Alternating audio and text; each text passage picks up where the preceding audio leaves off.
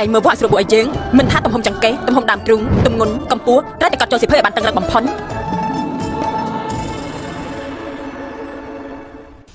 គ្រាន់តែរស្រីបំរើជីវៈសោះតាំងរឹងយ៉ាងនេះខ្ញុំគឺជាតារាស្រីសម័យបច្ចុប្បន្នtop សម្បត្តិ100 លានពីដើមមកមានតែអ្នកផ្សេងបំរើខ្ញុំបើមិនមែនឆ្លងភពមកទេម្ចាស់ដើមបានលាក់សមាជិកភាពអ្នកចុះឈ្មោះអ្នកណាទៅយកប្រមមកកន្លែងបែបនេះបំរើមនុស្សទៅត្រូវតែរកមធ្យោបាយធ្វើយ៉ាងម៉េចឲ្យធ្លាក់ចាក់ចេញពីទីនេះបន្តមកទៀនដល់ពេលបង្ហាញទេពកសលក្មេងស្រីៗទាំងអស់បញ្ចេញឲ្យអស់ពីសមត្ថភាពទៅអ្នកពូកែអាចបន្តទៅមុខអ្នកសមត្ថភាពមិនគ្រប់គ្រាន់អ្នកទាំងអស់គ្នានឹងដឹងពីលទ្ធផលចុងក្រោយជាមួយហើយរំក្រាន់បើតែគ្មានភាពតាក់ទាញមិនជាប់ទេអត់ចេញទៅបន្ទាប់ទៀនលេងចៃអីញ៉ាំផាំងដេងអូចេញទៅបន្ទាប់ទៀនបន្ទាប់មួយទៀនខ្ញុំម្នាក់ឯងអាចលើកទឹក4ធុងតាំងពីទៅមកមានកម្លាំងខ្លាំងមហាសាលអូចេញទៅនៅមានទៀតទេនៅមានម្នាក់ទៀនអើ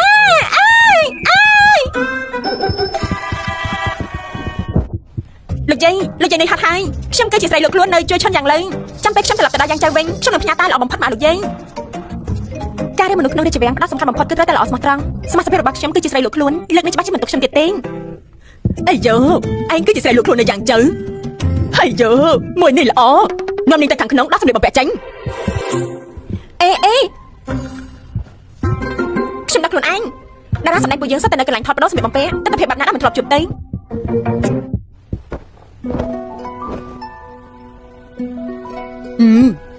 ល្អដើមទ្រូងធំចង្កេះតូចស្បែកសថ្លាឆ្អឹងតូចសម្រាប់ស្រស់ស្អាតកើតមករូបរាងស្អាតល្អមិនអន់ទេនាងសៀវឆាយ៉ាងចៅមនុស្សហួយចៅល្អលំដាប់ថ្នាក់កំពូលជាំថាម៉េចខ្ញុំជាំលោកយាយខ្ញុំគឺជាស្រីលោកខ្លួនមកពីយ៉ាងចៃលោកយាយលេងខ្ញុំទៅវិញទៅឯងល្អគ្រប់លក្ខខណ្ឌបើសិនជានៅទីនេះអនាគតនឹងល្អគ្មានកំណត់តែបើមិននៅគឺមានតែផ្លូវស្លាប់តែមួយគុណផ្លូវស្លាប់ចឹងតែបានជាអ្នកធ្លាប់អញមិញនេះទឹកមកអាក្រក់មកយ៉ាងនេះសូមលោកយាយជួយចង្អុលបង្ហាញផ្លូវផងលោកយាយតែត្រូវឲ្យខ្ញុំធ្វើជាមហេសីមែនទេនិយាយប្រដេកផ្ដាស់ស្អីគឺប្រកាសជាត្រូវទៅតាក់ទាញព្រះបុត្រាហើយតែតាក់ព្រះបុត្រាអញ្ចឹងនេះព្រះបុត្រាពេលទ្រង់នៅទល់ព្រះកាយខ្សោយជំងឺច្រើនទទួលបានសង្ឃដីការបស់ព្រះសង្ឃម្នាក់ថាព្រះបុត្រាត្រូវតែគោរពព្រះពុនមកដល់បច្ចុប្បន្ននេះព្រះបុត្រាគឺពិភពលោកទាំងមូលក៏កាន់ព្រះពុទ្ធសាសនាដោយអស់ពីចិនស្ដេចតែមួយរបស់ប្រទេសចៃត្រូវកាន់ព្រះពុទ្ធសាសនាធ្វើជាព្រះសង្ឃអញ្ចឹងតើបានរើសស្រីបំរើមិញនេះត្រូវជ្រើសរើសស្រីលោកខ្លួនដូចជាខ្ញុំនេះទៅវិញព្រះអង្គព្រោះតែរឿងរបស់ព្រះបុត្រាពិបាកប្រតិប្រឈួនបើសិនជានាងជោគជ័យអនាគតគ្មានព្រំដែនកំណត់ទេ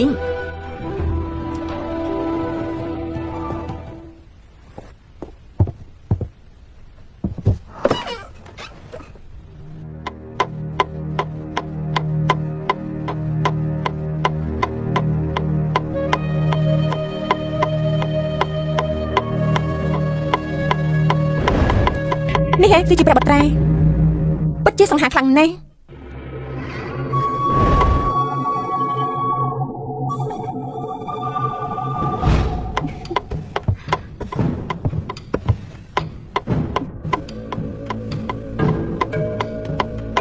អីចឹងមានរឿងអីចេះ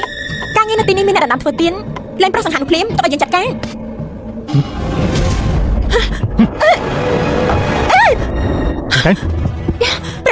ព្រះបុត្រាមកខ្ញុំចាក់ខ្លះទៅឯណាមនុស្សអូននាងចេញទៅបាញ់50ដំបងមិនចេញទៅដាក់ខាងកើតកុំអីព្រះបុត្រាខ្ញុំចាក់នឹងខុសហើយព្រះបុត្រាខ្ញុំចាក់នឹងខុសហើយព្រះបុត្រាខ្ញុំចាក់នឹងខុសហើយមកនាងអី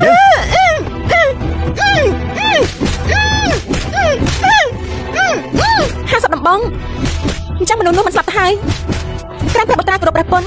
មិនបានទៅចាត់ការអ្នកបម្រើត្រង់ធ្ងន់ដល់ម្លេះ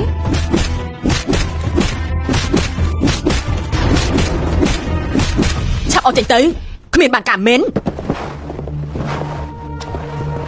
សាហាវខុសធ្វើពេកហើយចាប់ហើយបើខ្ញុំធ្វើរឿងនេះមិនបានសម្រេចប្រហែលជាលទ្ធផលនឹងបែបនេះដែរហើយព្រះបុត្រាប៉ុន្មានថ្ងៃនេះតមក្រយ៉ាមួយថ្ងៃពេញមិនបានសោយក្រយ៉ាទេបើសិនជានាងអាចលួងលោមមកទ្រង់សោយក្រយ៉ាបាននោះនាងមិនបាច់មានលទ្ធផលដូចជាស្រីម្នាក់នេះមិនបាញ់ទេ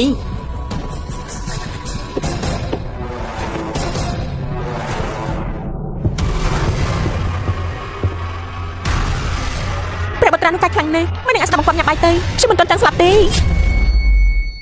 ឆាប់ចូលទៅបើមិនចង់ស្លាប់ឆាប់ចេញទៅខ្ញុំចាញ់បើឯងហ៊ានតែបើចេញមកឯងនឹងត្រូវស្លាប់ក្នុងកាយសត្វតែស្លាប់ប្រថុយម្ដងចាស់លោកយាយយ៉ាងឲ្យខ្ញុំម្ចាស់ចេញព្រះបុត្រាសោយក្រយ៉ាឲ្យតែព្រះបុត្រាសោយខ្ញុំនឹងចេញទៅភ្លាម លើថាព្រះបត្រាមានបំណងចង់បួសជាព្រះសង្ឃអ្នកដែលបួសពីដើមមកគឺសុទ្ធតែមានចិត្តមេត្តាសណ្ដោសព្រះបត្រាកុំធ្វើបាបខ្ញុំម្ចាស់អី នាងដឹងហើយថាយើងនឹងបួសជាព្រះសង្ឃអញ្ចឹងនាងដឹងហើយហេតុអីក៏យើងមិនសន្យាចេញទៅយើងមិនចង់និយាយជាលើកទី2ទេ នេះនិយាយលើកទី3ទៅហើយបើព្រះអង្គម្ចាស់មិនព្រមសើយខ្ញុំមិនចាំមិនធ្វើតាមបញ្ជាបុត្រាដែលខានចាប់ហើយខ្ញុំត្រូវសម្រាប់បំបត្តិមកតែដឹងព្រះអង្គរាជទានទោសខ្ញុំមិនចាំនិយាយតាមត្រង់ព្រះបត្រាបែបនេះមិនត្រឹមតែគ្មានបានផលថែមទាំងល្ងងខ្លាយទៀតផង នាងជាស្រីបម្រើទៅតែនៅក្នុងរាជវាំងក៏ហ៊ាននិយាយបែបនេះដាក់យើង ប្រថុយមួយក្តារហើយខ្ញុំជាស្រីរាជវាំងព្រះពុទ្ធពោធិភិវៈមានជីវិតមានសិទ្ធិស្មើគ្នាព្រះបត្រាមកងាយខ្ញុំម្ចាស់មកតែព្រះបត្រាមានចិត្តមិនស្មោះទេ នាងមិនបាច់មកចំណាយអីប្រយោជន៍នៅទីនេះទេយើងនឹងមិនសើចចរៃខាន ល្អព្រះបត្រាច្បាស់ឬអត់ថាមិនសើចអញ្ចឹងខ្ញុំម្ចាស់មិនគួរសមទេ ស្រីម្នាក់នេះឬក៏ហ៊ានបញ្ចុកប្រយ៉ាយើង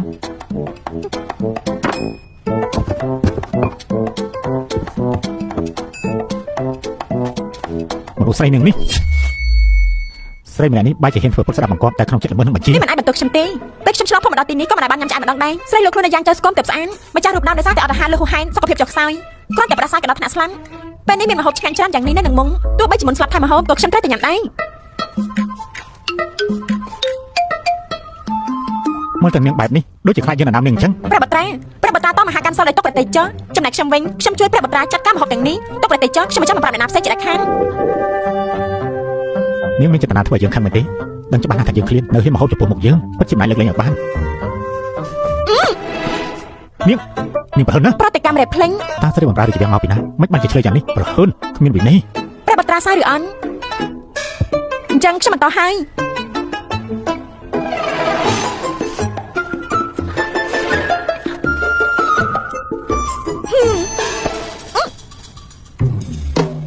សូមអភ័យទោសផង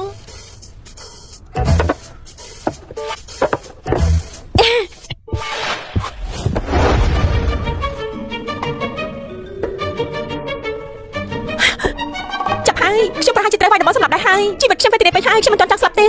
ខ្ញុំនិយាយថាខ្ញុំមិនមែនមានចេតនាព្រះបត្រាជាឬអន់ ចេញទៅបងខុសពីភាពប្រទេសទេភាពប្រទេសមិនខុសពីគាត់ទេ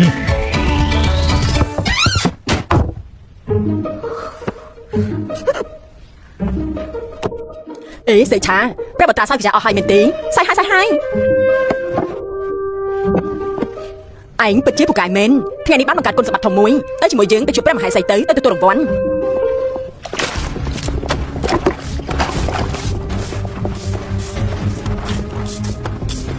សង្គមដាក់ក្រក់ខុសត្រូវនៅមានជីវិតទៅជារឿងសំខាន់បំផុតឆាប់ដើរមកឯងពិតជាមានសំណាងមែនចូលវាំងថ្ងៃទី1ក៏មានសំណាងបានព្រះមហេសីហៅចូលគាល់មុនពេលចូលវាំងខ្ញុំបានលើដំណឹងខ្លះៗថាព្រះមហេសីដូចជាមិនមែនម្ដាយបង្ការរបស់ព្រះបត្រាឡើយបើមើលតាមក្នុងខ្សែភាពយន្តសង្គ្រាមក្នុងរាជវាំងមហេសីនេះច្បាស់ជាមិនមែនចិត្តស្មោះដាក់ព្រះបត្រាដល់ខានទៅតែចេញពីរោងខ្លាឥឡូវចូលសមុទ្រចចទៀនចង់រស់រានមានជីវិតមិនក៏ពិបាកយ៉ាងនេះ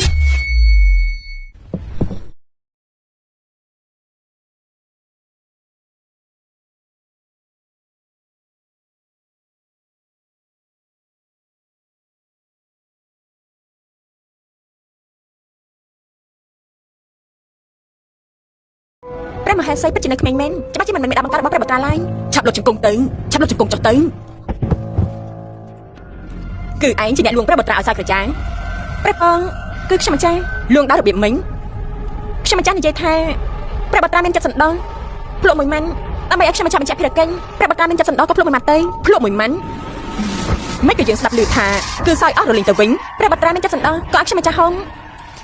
ចាប់ហើយនិយាយច្រើនខុសច្រើនមហាក្សត្រយ៉ាងនេះច្បាស់ជាដឹងថាខ្ញុំខកហើយព្រះបត្រាពីមុនពីនៃដំបងអ្នកបម្រើគឺមិនដែលទុកមុខឲ្យអ្នកណាម្នាក់ឡើយ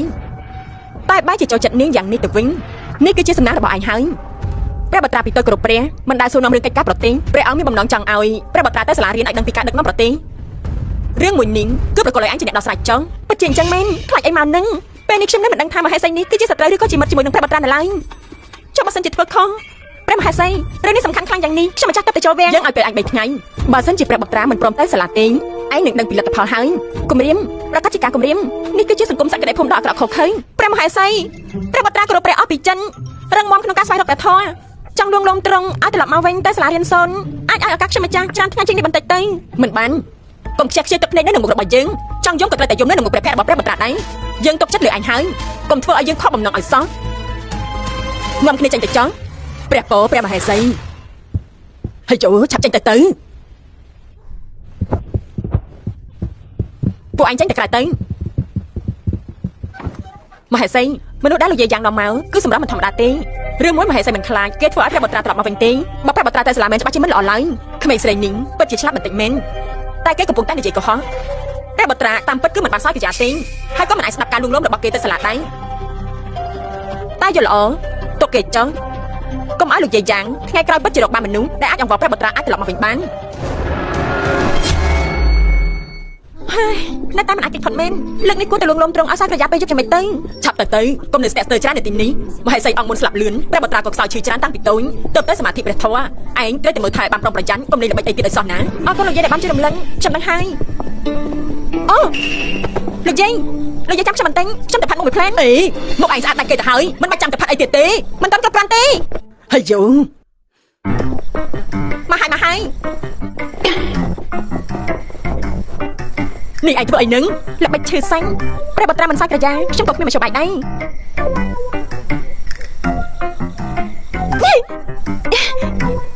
អញណាប្រអប់ក្រយ៉ា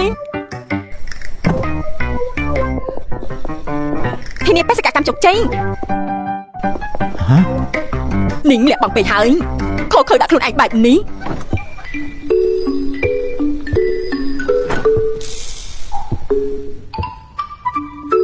ព្រះបត្រានាងទទួលពីណីហើយខ្ញុំម្ចាស់សូមក្រាបថ្វាយបង្គំព្រះបត្រា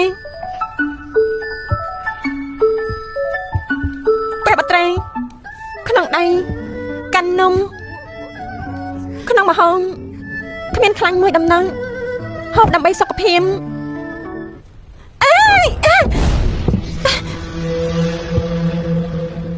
ព្រះបត្រាចេះក្បាច់គុណដឹងច្រើនពេកហើយមិនអាចបន្តទុកបានទេលើថាព្រះបត្រាតាំងពីតូចមកខ្សោយឈឺច្រើនប្រហែលពុទ្ធសាសនាមានក្បាច់គុណដែលធ្វើឲ្យសុខភាពរឹងមាំហាត់ក្បាច់គុណក៏ល្អដែរព្រះអង្គពេលដែលតមអាហារគឺអាចតបានប្រហែលថ្ងៃទៀតចាខ្ញុំម្ចាស់មិននិយាយទៅខាងក្រៅជាដាច់ខានឆ្លាតក្រនបាព្រះអង្គនៅតែមិនសោយក្រយ៉ាទេនាងទទួលពីណីហើយខ្ញុំម្ចាស់បានប្រាំលោកយាយយ៉ាងថាព្រះបត្រាបានសោយក្រយ៉ាធ្វើបាបបត្រាក៏ហក់លោកយាយគួរតែទទួលពីណីជីវិតអ្នកបម្រើខ្ញុំម្ចាស់ស្លាប់មួយមិនគួរឲ្យស្ដាយឡើយតែព្រះបត្រាដៃជើងមានប្រកាយគុញព្រះបត្រាមិនអាចឃ្លានបានឡើយព្រះបត្រាត្រង់សោយមួយម៉ាត់ទៅព្រះបត្រាចុះបើយើងមិនសោយនាងខ្លាចស្លាប់ហើយហ៎ព្រះអង្គសិនដល់ប្រណីនេះឈ្មោះអីខ្ញុំម្ចាស់នាងសៃឆានាងសៃឆាបើសិនជាខ្ញុំអាណិតសណ្ដោនាងអាចទទួលយកដែរទេនេះចង់បាក់ឡានហើយ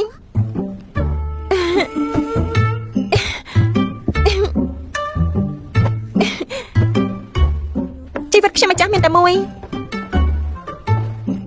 ជីវិតអ្នកបម្រើជីវិតមិនងាយស្រួលបើសិនជាព្រះបត្រាមិនរើអាង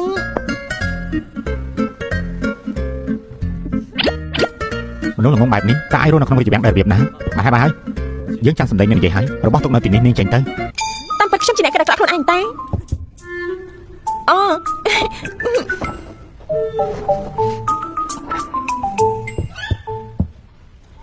ព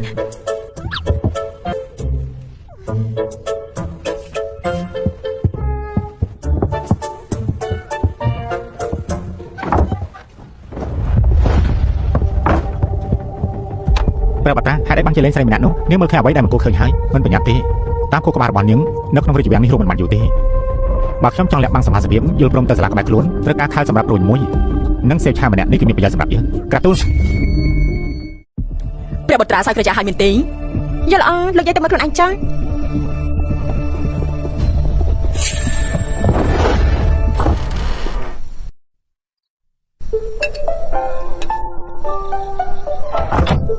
ឯងពិតជាឆ្លាតដាច់គេមែនលោកយាយសរសើរពេកហើយគឺព្រះបត្រាចិត្តសណ្ដោឯងមានគុណសម្បត្តិធំណាស់ប៉ុន្តែនៅក្នុងរាជវាំងនេះនិយាយស្ដីធ្វើរឿងអីត្រូវតែប្រុងប្រយ័ត្នកុំឲ្យអ្នកណាចាប់កំហុសបានឲ្យសោះសម្ដីលោកយាយយ៉ាងដូចជាមានបង្កប់សម្ដីផ្សេងទៀតព្រះបត្រាមិញនេះក៏មានបន្ទូលដូចជាបែបនេះដែរតែមានន័យយ៉ាងម៉េចទេមហេសីចេញទៅក្រៅសន្តិ មកហេសីនេះសៃឆាម្នាក់នោះគឺពិតជាមានសមត្ថភាពមែនព្រះបត្រាគឺពិតជាបានសោយក្រយ៉ានោះមែនថាមិញព្រោះយើងមិនអាចចាំដល់3ថ្ងៃទៀតទេត្រូវតែគេរត់មកជួយបាយបានលឿនចាត់ការនេះសៃឆានឹងចៅយាយចាំម្នាក់នេះពិតជាបង្កបញ្ហាធំឲ្យយើងមែនយើងចាំបានថាអនាគតមហេសីរបស់ព្រះបត្រាគឺជាកូនស្រីតូចរបស់យ៉ាងមិញក្រអឺតក្រទមកាចណាស់បើសិនជាគេបានដឹងថាក្បែរខ្លួនព្រះបត្រាមានកញ្ជ្រោងមួយក្បាលនាងខ្ញុំម្ចាស់យើខ្ញុំម្ចាស់នេះទៅចាត់ការលើនេះ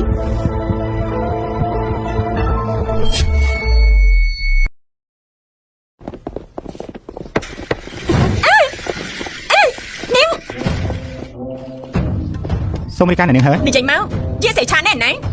ប្រកខ្ញុំមីនាងជាយាយសៃឆាមែនទេយើងនឹងវាយនាងឲ្យងំប្រហែលនាងហ៊ានកាច់ជើងផងឆាប់ភ្លាមហាមកាច់ជាដាច់ខានយើងចង់វាយនាងត្រូវតែឆ្លើយស្ងៀមឲ្យយើងវាយនាងជាអ្នកណាទៅយើងស្គាល់នាងឬអត់មកឆ្លើយនាងវាយនោះយើងស្គាល់ទេនាងឯងដាក់ជើងខ្ញុំផងនាងហើយកុំខឹងអីអ្នកនាងជាកូនលោកមេតនជាអនាគតព្រះជាមានឋានៈថ្លៃថ្នូរកុំព្រួយស្រីបំរើក្នុងវាំងម្នាក់ទៅខឹងនោះឲ្យខូចសុខភាពរបស់អ្នកនាងអី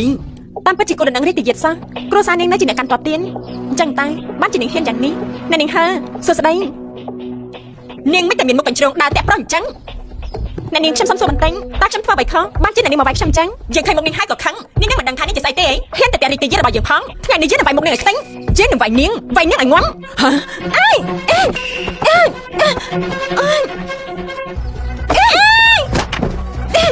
ឲ្យនាងវាយយើងផង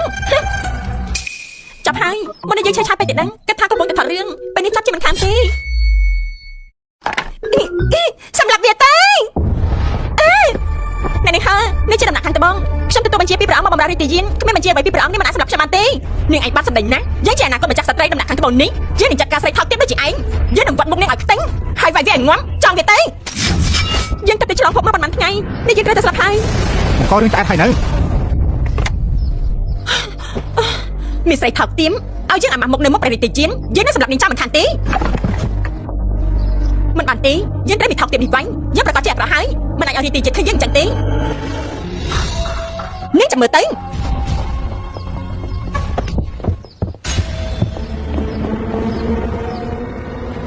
សូមគោរពព្រះរាជទាយាន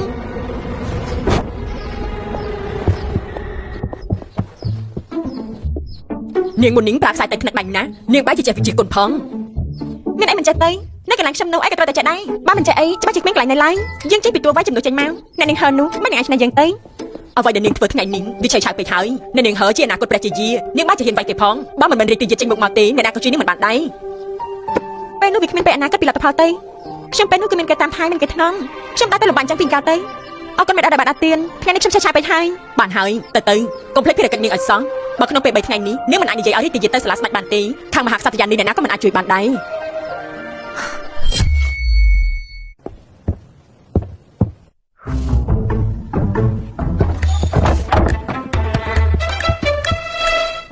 សូមគោរពរាជទាយានអរព្រះគុណទ្រង់ហើយដែលបានជួយយើងមើលស្រានាងពេកហើយនាងបាច់ជាមិនត្រូវគេបាច់ស្លាប់ទៅវិញនៅថាជាអ្នកតាំងសិលផងមកកម្ដៅ37មិនបានជាគេនិយាយពាក្យត្រជាក់អញ្ចឹងទៅវិញ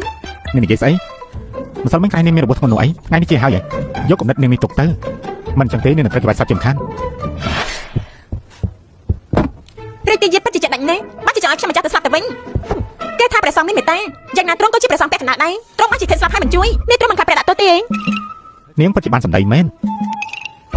រាជទាយានមកខ្ញុំម្ចាស់មិនត្រឹមតែមកទេហើយក៏ផ្អែមទៀនទ្រង់ចង់សាក់ដែរឬអត់ឆាប់ចេញទៅពាក្យនេះទៀតហើយមកធ្វើការងារនេះមិនបានខាត់ស្អែកនឹងមកដល់ព្រះមហេសីនឹងកាត់ក្បាលយើងជាមិនខានទេងាប់មុននឹងក្រៅសុទ្ធតែងំយើងប្រថុយហើយទ្រង់ចង់ឲ្យខ្ញុំម្ចាស់រំលឹកយ៉ាងម៉េចខ្ញុំមិនចេះទេទ្រង់មករៀនខ្ញុំមកនាងសេឆានាងចាប់ស្លាប់ហើយព្រះអង្គនៅលើដីវារឹងណាស់មិនស្រួលខ្លួនទេមិនអញ្ចឹងពួកយើងទៅរំលឹកលើក្រែតទេក្រែតធំយ៉ាងនេះទៅរំលឹកប្រកាសជាស្រួលខ្លួនហើយចេះខ្មាស់ទេពណ៌គឺតទេគឺជាពណ៌គឺតទេគឺជាពណ៌ប្រុសនេះមិនមែនមិនកើតទេដឹងអ្វីក៏មិនចូលព្រះអង្គទ្រង់បើកភ្នែកមើលមកខ្ញុំម្ចាស់មកខ្ញុំមិនជឿថាទ្រង់នេះមិនកើតអីទេចាប់ហើយលេងជ្រុលពេកហើយព្រះហិនព្រះអង្គខ្ញុំម្ចាស់ខុសហើយទ្រង់កំណត់ទុកខ្ញុំចាស់អីមកចាស់សម្រាប់ខ្ញុំម្ចាស់ដល់វិធីទៅមិនជាត្រូវបាយស្លាប់ទៅវាក្រក់មើលណាសម្បត្តិទ្រង់យើងងាប់ទៅងាប់ទៅនេះសេឆាក៏បាន ដែរយើងគឺចាំអានខ្លួនគេមែន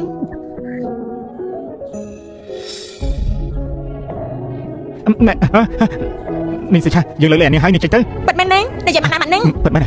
ព្រះអង្គអ្នកនាងហៅទៅរកព្រះមហេសីហើយព្រះមហេសីក៏ហៅនាងសិឆាទៅជួបភ្លាមសុយហើយស្រីជារៃនោះប្រកាសជាទៅរកមហេសីទូពិតរឿងរបស់យើងហើយគិតចាំមិនទៅយើងលើកលែងនេះព្រះមហេសីមិនលើកលែងនេះទេព្រះអង្គជួយខ្ញុំម្ចាស់ផងខ្ញុំជាមនុស្សរបស់ទ្រង់ទៅហើយនេះសិឆានេះចង់ងាប់ឯងចេញទៅព្រះអង្គពេលនេះនៅលើខ្លួនរបស់ទ្រង់មានស្នាមថតរបស់ខ្ញុំម្ចាស់ហើយពេលនេះគ្រប់គ្នានឹងដឹងថាខ្ញុំជាមនុស្សរបស់ទ្រង់ឃើញស្លាប់ហើយមិនចង់ជួយទេឯងនាងគិតថានេះជាស្នាមថើបមិនមែនជាត្រូវឆ្កែខាំទេព្រះអង្គជួយខ្ញុំម្ចាស់ផងទៅខ្ញុំម្ចាស់មិនទាន់ចង់ស្លាប់ទេ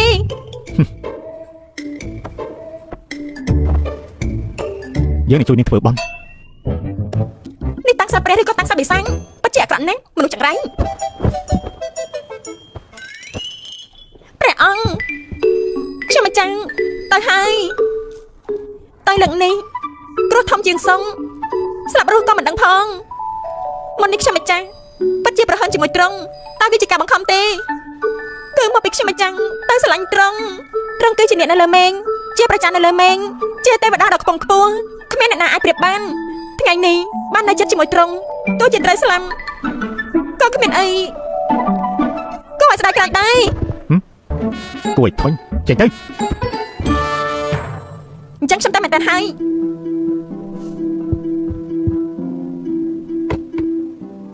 កុំភ្លេចហូបបាយផង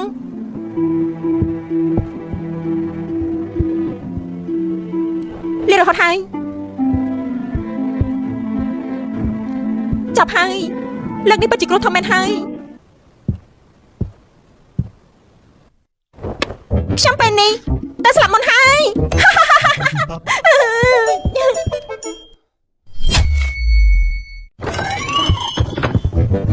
ព្រះអង្គមុននេះមិនមែនទូលបង្គំមានចេតនាមិនមកជួយទ្រង់ទេអញ្ចឹងពេលនេះឯងមកធ្វើស្អីព្រះអង្គព្រះមហេសីឈិនឆៅអ៊ីថាំងមានតាក់ទងជាមួយគ្នារហូតពួកយើងទ្រាំមកយូរយ៉ាងនេះមិនអាចបែកការបានទេមិនថានេះសេឆានេះជាមនុស្សរបស់មហេសីឬក៏ទេគឺមិនអាចទុកចិត្តបាន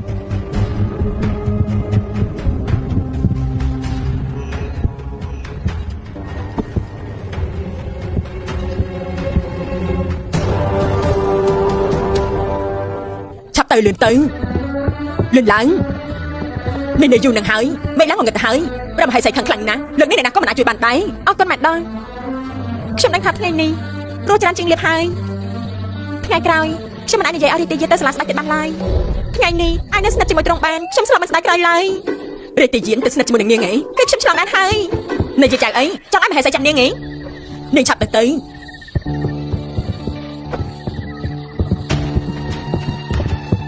មីស្រីចង្រៃនាងងាប់មិនខានទេពិតជាច្រឹកអត់មែនមកលេងទូពិតគេលុតជង្គង់ចុះចេញទៅនាងហ៊ានមកវាយកូនលោកនៃតំអនាគតព្រះជាផងនាងខ្លាំងធំណាស់សូមគោរពម៉ែដល់នាងសេឆាពិតជាស្និទ្ធជាមួយរាជទាយានមែនទេតែដែលខ្ញុំយកតែពេលនោះបានឃើញនាងទៅអោបគ្នាជាមួយរាជទាយានល្អណាស់នាងហ៊ានតមកផងទៅរកព្រះអង្គទៅលីជីតែវាទៅ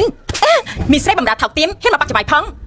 ពិតជាមិនស្គាល់ងាប់មែនមិនហើយនៅសម័យនេះគេសម្រាប់មនុស្សដូចជាបាយស្មាអញ្ចឹងយើងគ្រាន់តែជាស្រីបំរើតូចតាំងពួកគេចង់សម្រាប់យើងពីងាយណាស់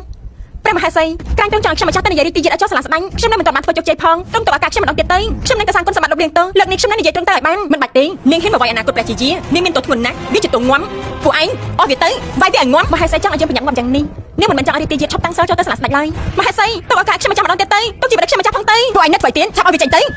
មហេសីទុកជីវិតខ្ញុំម្ចាស់ផងលើកនេះច្បាស់ជាចាប់មិនខានមិនដឹងថាខាងមេដល់បានថាឬអត់មហេសីនាងសេឆានាងឯងពូកែណាមិនចឹងហីកុំវាយវាមួយដំបងឲ្យងំវាយវាមួយទៅវាយវាដល់ដាច់ខ្យល់ទៅបើសិនជានាងខ្លាំងនាងមកវាយយើងឲ្យងាប់ទៅលឺមកថារីទីយានទៅសាយមហូបនាងយកទៅនាងឯងយកមកនាងឯងទៅតែរីទីយានផងមីស្រីពីកន្លែងថោកទៀមមីស្រីទៀបគ្មានតម្លៃអីនាងហ៊ានមកប៉ះរីទីយានចឹងផងមើលតែយើងដូចជាល្ងងពេកហើយនៅកន្លែងអាក្រក់ខុសខើមួយនេះអំណាចវាជាសន្លឹកបៀធំជាងគេថ្ងៃនេះបើយើងអាចរស់យើងនឹងយករីទីយានឲ្យបានទោះជាយើងត្រូវងំក៏យើងនឹងងាប់ឲ្យមានកិត្តិយសដែរល្អនាងឯងនឹងមិនព្រមអន្តើទៀតអីឈប់ភ្លាមមិនដល់យ៉ាងនាងសេឆាមានទោសម្ដងហើយម្ដងទៀតគឺព្រះមហេសីចេះមានជាឲ្យវាយឲ្យងំយ៉ាងមិញនាងចាំមិនចេះដឹងទេនាងសេឆានិយាយឲ្យរីទីយិតសោយអាហារបានព្រះអង្គចង់ជួបនាងមិនដល់យ៉ាងនាងចង់ការពារវាអីមានអ្នកបំរើថោកទៀតនេះទោះជាវាយវាដល់ងំព្រះអង្គមើលលើពុកយើងក៏មិនអាចទៅនិយាយអីដែរ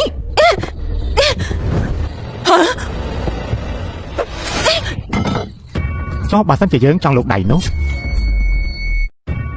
សូមគោរពព្រះអង្គម្ចាស់ចឹងម្ចាស់ពងវាជាស្អីកញ្ជ្រងវាថ្លាធំណាស់ខ្ញុំមិនចង់តែរីករាយរបស់ខ្ញុំម្ចាស់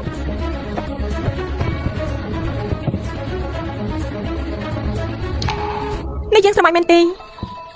មកនេះវាដូចជាប្រហែលណាស់ ឥឡូវឡើងនាំនាងទៅវិញទៅនេះឆាប់ទៅ ម្ចាស់ពងក៏ស្រឡាញ់វាដែរហ៎ យើងគឺដើម្បីនាងល្អទេ ម្ចាស់ពងក៏ដើម្បីខ្ញុំល្អអីទៅ រៀបទៅយើងគេជំនួសទាំងសិលបើគេខ្លាចជាសងមែននោះគេមករៀបការជាមួយនាងយ៉ាងម៉េចបើគេតែមានចិត្តលើស្រីនោះសម្រាប់នាងវាគឺជារឿងល្អខ្លាំងណាស់ ចុះបើរីករាយទៅស្រឡាញ់វាមែនតើគិតយ៉ាងម៉េចទៅ គេស្រឡាញ់នាងមែនហើយយ៉ាងម៉េចគ្រាន់តែជាស្រីបំរើតូចតាចសោះគេមានអីមកប៉ះតម្លៃនាងទៅកុំឲ្យគេប្រាំនាងបានសោះ ប៉ុន្តែ ចាយៀននាងជាអនាគតព្រះជាយានៅជាអនាគតព្រះមហេសីទៀតបើរឿងនេះលឺទៅដល់ព្រះអង្គនោះវាមិនល្អចំពោះនាងទេដូច្នេះហើយឆាប់ទៅដំណាក់របស់នាងវិញទៅ ក៏បានថ្ងៃនេះអ្នកអម្ចាស់ចឹងមកដំណាក់យើងមិនរៀបការផងនេះបាននេះថាម៉េចទៅ គ្រាន់តែឆ្លងកាត់មកទេ ឆ្លងកាន់ក៏មិននាំមនុស្សរបស់យើងទៅអញ្ចឹងហ៎ មកមហេសីមិនសុខចិត្តនោះនាងអាចទទួលពិតដល់ម្ចាស់បងនៅចំពោះមុខយើងបានលីហើយ ចៅឈិនមហេសីរីករាយជាមនុស្សតាំងសិលគេមិនលុបដែរនេះទេបើពួកយើងចង់ស្ដាប់នគរវិញអ្វីដែលគ្រោះថ្នាក់ជាងគេនោះគឺជាបរិបទរបស់ព្រះអង្គចៅឈិននេះឯងថ្ងៃនេះចៅឈិនគេធ្វើជាសត្រូវជាមួយទ្រង់នឹងនាំសេឆាទៅទៀនឬមកក៏សេឆាជាមនុស្សរបស់ព្រះអង្គម្ចាស់ទៅដឹងរីករាយគេមិនខ្វល់រឿងនេះទេគឺចៅឈិននេះហើយគេទៅចាត់ការរឿងរាជកិច្ចព្រះអង្គនោះបើរីករាយទៅបួសហើយបល្ល័ង្កនេះធ្លាក់ក្នុងដៃគេនោះក្រៅពីយើងហើយអ្នកដែលមិនចង់ឲ្យរីករាយខ្លាចជាមនុស្សធម្មតានោះគឺមានតែចៅឈិននេះហើយបើនេះសេឆាវាជាមនុស្សរបស់ព្រះអង្គម្ចាស់ចឹងអញ្ចឹងយើងក៏មិនប្រញាប់ទៅចាត់ការវាទេអ្នកម្ចាស់ចិនរីករាយជាសត្រូវរហូតមកមើលទៅនឹងសេឆាគឺជាឧបករណ៍នៅសាក្រៅទីទៀតទេមិនមកប៉ះពាល់គម្រោងពួកយើងឡើយទៅខ្លំមើលពួកវាទៅចាចៅឈិនអើយចៅឈិនមើលទៅឯងមានគំនិតដែរតើ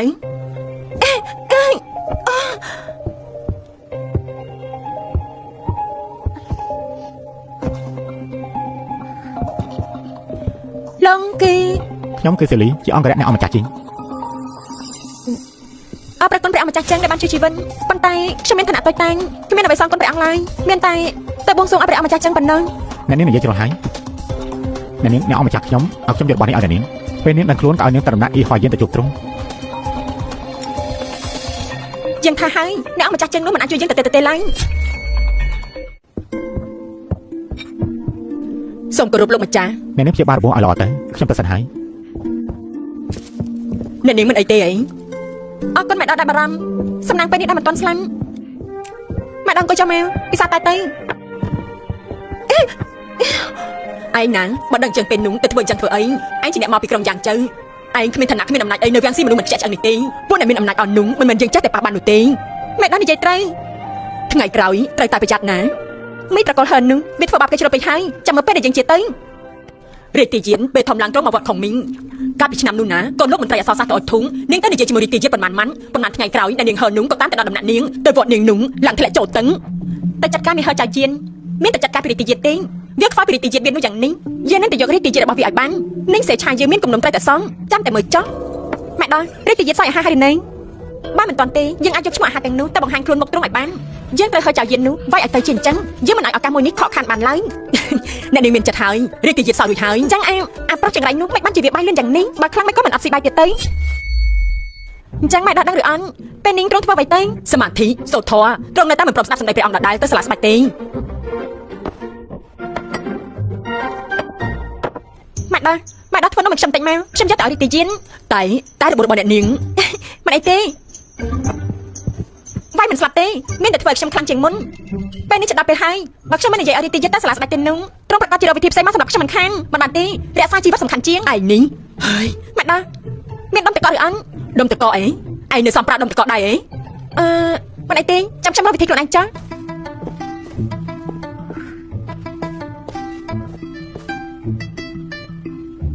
បើសិនជាមិនទៅជួននាងដូចជាកំពុងគិតថាគួរមកជួបយើងឬក៏ខ្ញុំចាស់សង្គ្រឹមយើងអ្នកអម្ចាស់ជីងថៅកែអោដូចឆា23 2ថ្ងៃទាំងអស់ត្រៀមណាមកលឺឡើងមកសម្រាប់ទៅឆាប់យកទៅលឺឡើងហេមកតាន់នេះពួកឯងធ្វើស្អីហ្នឹងហ៎មកតាន់មើលពួកយើងមកឯងឆាប់ណាហើយបានឈប់ថតទៅនេះលឺឡើងទៅអ្នកគេមើលចាំណាតែគេសាច់ចេញមកភ្លាមមកណាលឺឡើងទេមកតែពួកគេទៅអរគុណអ្នកទាំងអស់គ្នាដែលមកគ្រប់គ្រងសម្រាប់សិនទៅ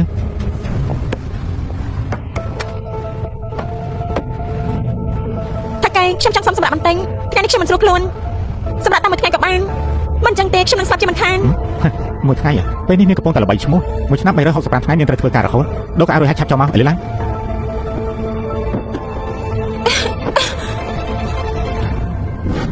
ឬមួយក៏ជួបប៉ាភីក៏ឆ្លងផុតមកដែរយើងនៅក្មេងធ្វើការដល់ងាប់គឺមកពីវានឹងហើយពិតជារកឃើញសត្រូវមែន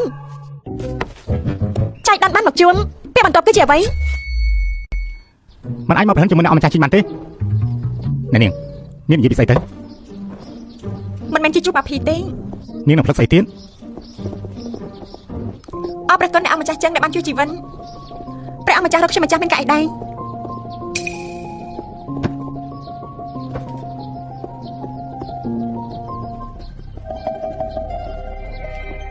បាននាងចង់អរគុណចឹងដែលជួយជីវិតនាងនោះអញ្ចឹងនាងជួយធ្វើរឿងមួយឲ្យយើងទៅយ៉ាងម៉េចដែរពិតមែនអ្វីដែលគួរមកវាគង់តែមកទេ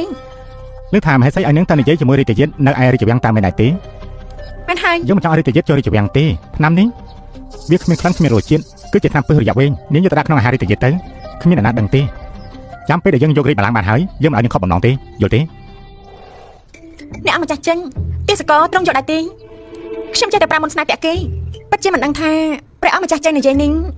បានន័យថាម៉េចខ្ញុំពិតជាស្ដាប់មិនយល់ពិតមែននេះនំរបស់ខ្ញុំចិត្តតែឲ្យខ្ញុំត្រូវប្រញាប់យកទៅឲ្យរាជយាទសិនខ្ញុំមិនចាស់លេសិនហើយគេដូចជាថាការយកបែបបាត់តែម្ដងវាមិនអាចជាមនុស្សល្អស្អីទេវាជាមនុស្សខ្មែរខាងក្នុងមែនចង់អស់យើងទម្លាក់ទឹកផងគឺជាមនុស្សស្រីដែលគួរចាប់អារម្មណ៍មែន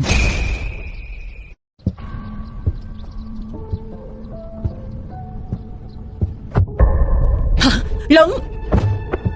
មិនបាច់ជាលោកមកទីនេះអញ្ចឹងទីនេះមានសេនាយាមតឹងរឹងណាស់កុំឲ្យគេចាប់បានអសោះណាមកនឹងអូនខ្លាំងណាស់ធ្វើបែបនេះវាមិនសមទេរឿងចាត់ការជាមិនហើយអូនកុំបារម្ភអីបងបានបង្កប់តតនៅខាងក្រៅហើយឲ្យតែរាជយាទចេញចូលព្រះអង្គនឹងងាប់ជាមិនខានទេពួកយើងនឹងអាចយកនគរនេះបានជាមិនខានណាបងគឺជាសាច់ឈាមតែមួយគត់របស់នគរឈីងបងទៅជាមេដឹកនាំនោះតំណែងនោះវាគួរតែជារបស់បងទេគឺមិនហើយចៅខួនស្ដេចចង្រៃនោះវាគ្រាន់តែជាមេតំនគរឈិនឆាវយើងទេជាអ្នកដែលក្បត់ការជឿទុកចិត្តរបស់បិតាយើងមកសម្រាប់ពួកយើងចោលមកកំទេចនគរយើងគំនុំនេះយើងនឹងទាពីរាជពងចៅវាត្រឡប់មកវិញទាំងអស់ជាមិនខានបងមិនដើម្បីគម្រោងការពួកយើងមិននឹងអាចរៀបការជាមួយនឹងអាកញ្ចាស់នោះទៅបងនឹងថាប្រហែលឆ្នាំនេះអូនលំបាកខ្លាំងណាស់អូនកុំបារម្ភអីចាំបងឡើងសោរីហើយអូននឹងជាព្រះមហេសីរបស់បងនៅលើលោកនេះដដែលជាមិនខានទេមេតបផ្សេងមហេសីដូចជាត្រង់កិនអ្នកអម្ចាស់ចៅឈិនគេឲ្យនាងសៃឆាទៅហាមិនឲ្យរាជយាទចោលស្លាប់ស្ដេចបាននៅចាំសម្រាប់រាជយាទទៀតល្អឲ្យពួកវាទៅកាប់ចាក់គ្នាទៅយើងជាមួយលោកមេតំនឹងឈរមើលពួកវាវាយគ្នាចា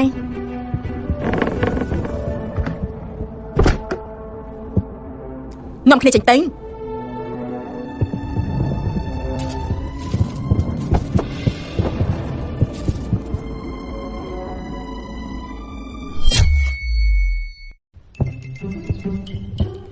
តែប្រាប់ចៅជាងមនុស្សចង្រៃនោះដែរទេ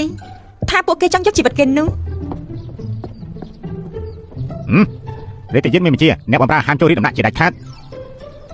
អាប្រុសចង្រៃគេបានន័យថាម៉េចទៅហេតុអីទៅលោកបងអង្គរៈខ្ញុំធ្វើអីខុសទៅពួកយើងគ្រាន់តែស្ដាប់រីបញ្ជារាជយាទតែប៉ុណ្ណោះទេពួកយើងមិនដឹងហេតុផលទេនេះទៅវិញចុះបើធ្វើបាបពួកយើងអី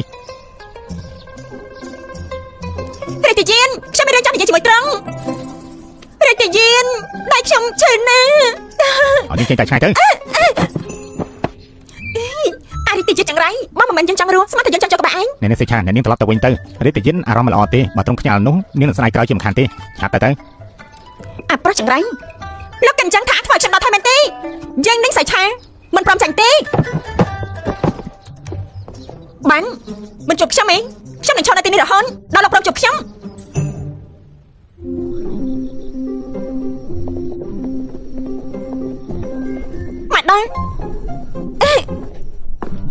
មកដល់រាជយាទមិនប្រមខ្ញុំចូលទេមកដល់ជួយរកវិធីខ្ញុំបន្តិចទៅបើសិនរាជយាទចេញបញ្ជានោះយើងក៏ធ្វើអីមិនបានដែរមកដល់ដឹងឬអត់ថាហេតុអីបានជារាជយាទមិនឲ្យខ្ញុំចូលទៅតែម្នាក់ឯងនោះហេតុអីទៅព្រោះតែគេរអៀសខ្លួនតាមពិតទៅថ្ងៃនោះរាជយាទមកទៅជាមួយការតាក់ទាញខ្ញុំមិនបានក៏មកស្និទ្ធស្នាលជាមួយខ្ញុំទៅគេកំពុងតែស្ដាយក្រោយគេខ្លាចថាគេទុកមិនជាប់ដាច់សិលអស់ពិតមែនទេខ្ញុំហ៊ានស្បន់ហើយមេដងគឺជាមនុស្សរបស់ព្រះអង្គបើខ្ញុំធ្វើភារកិច្ចមិនបានទេឲ្យរាជយាទដាច់សិលមេដោះក៏មានរឿងដែរព្រះអង្គមានបញ្ជាឲ្យនាងសេឆាទៅបម្រើរាជយាទសោយអាហារពួកឯងចេញទៅប្រុសចង្រៃចាំមើលខ្ញុំយកលោកយ៉ាងម៉េច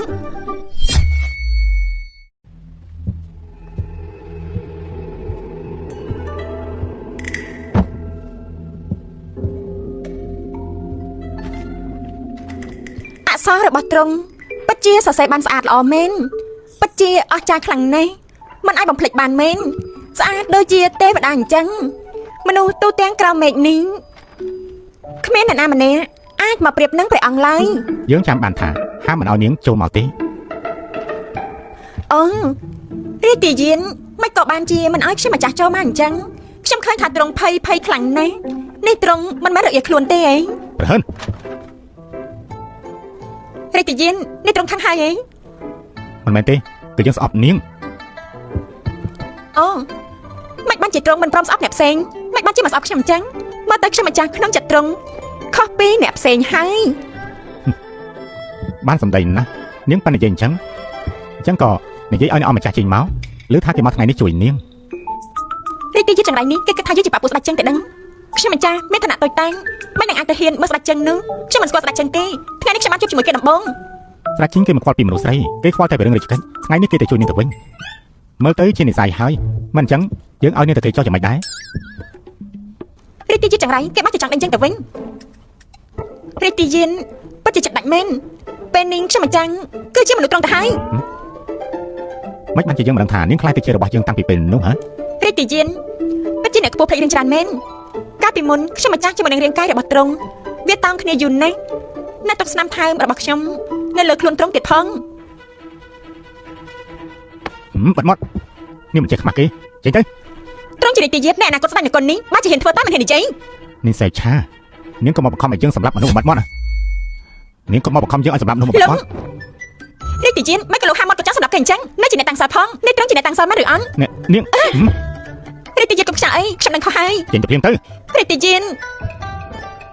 ខ្ញុំម្ចាស់ខានជួបទ្រង់មួយថ្ងៃហើយទ្រង់មាននឹងខ្ញុំឬអត់ខ្ញុំមានរបួសហើយឈឺណាស់តែខ្ញុំនៅតែបារម្ភពីទ្រង់រហូតថាទ្រង់មានអ្វីញ៉ាំឬអត់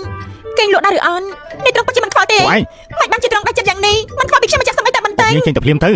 អាប្រុសចង្រៃ នាងទៅវិញទៅ អត់ទេ នៅផ្លឹកអីទៀត រាជទាយានខ្ញុំនឹងត្រឡប់មកវិញម្ដងទៀតខ្ញុំតែនៅខ្លួនឯងវិញរាជទាយានរាជទាយាន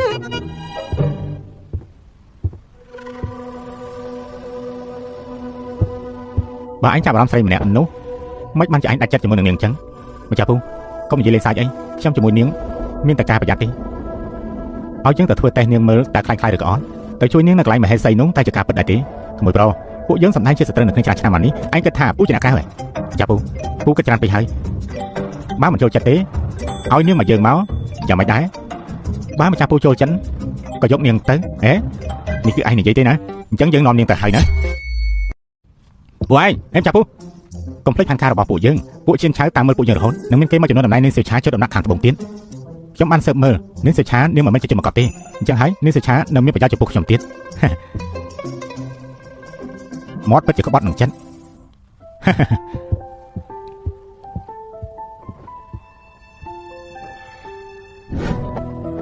ណែនាងសេឆាណែហើយ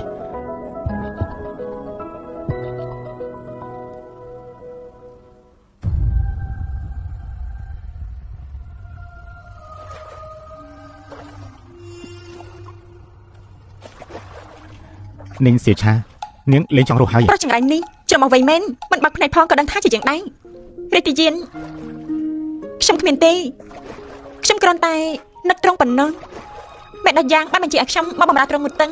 ខ្ញុំមិននឹងហ៊ានប្រកែកទេបើខ្ញុំម្ចាស់មិនអាចឲ្យត្រង់ទៅវិញបាននោះខ្ញុំម្ចាស់នឹងស្លាប់ជាមិនខាន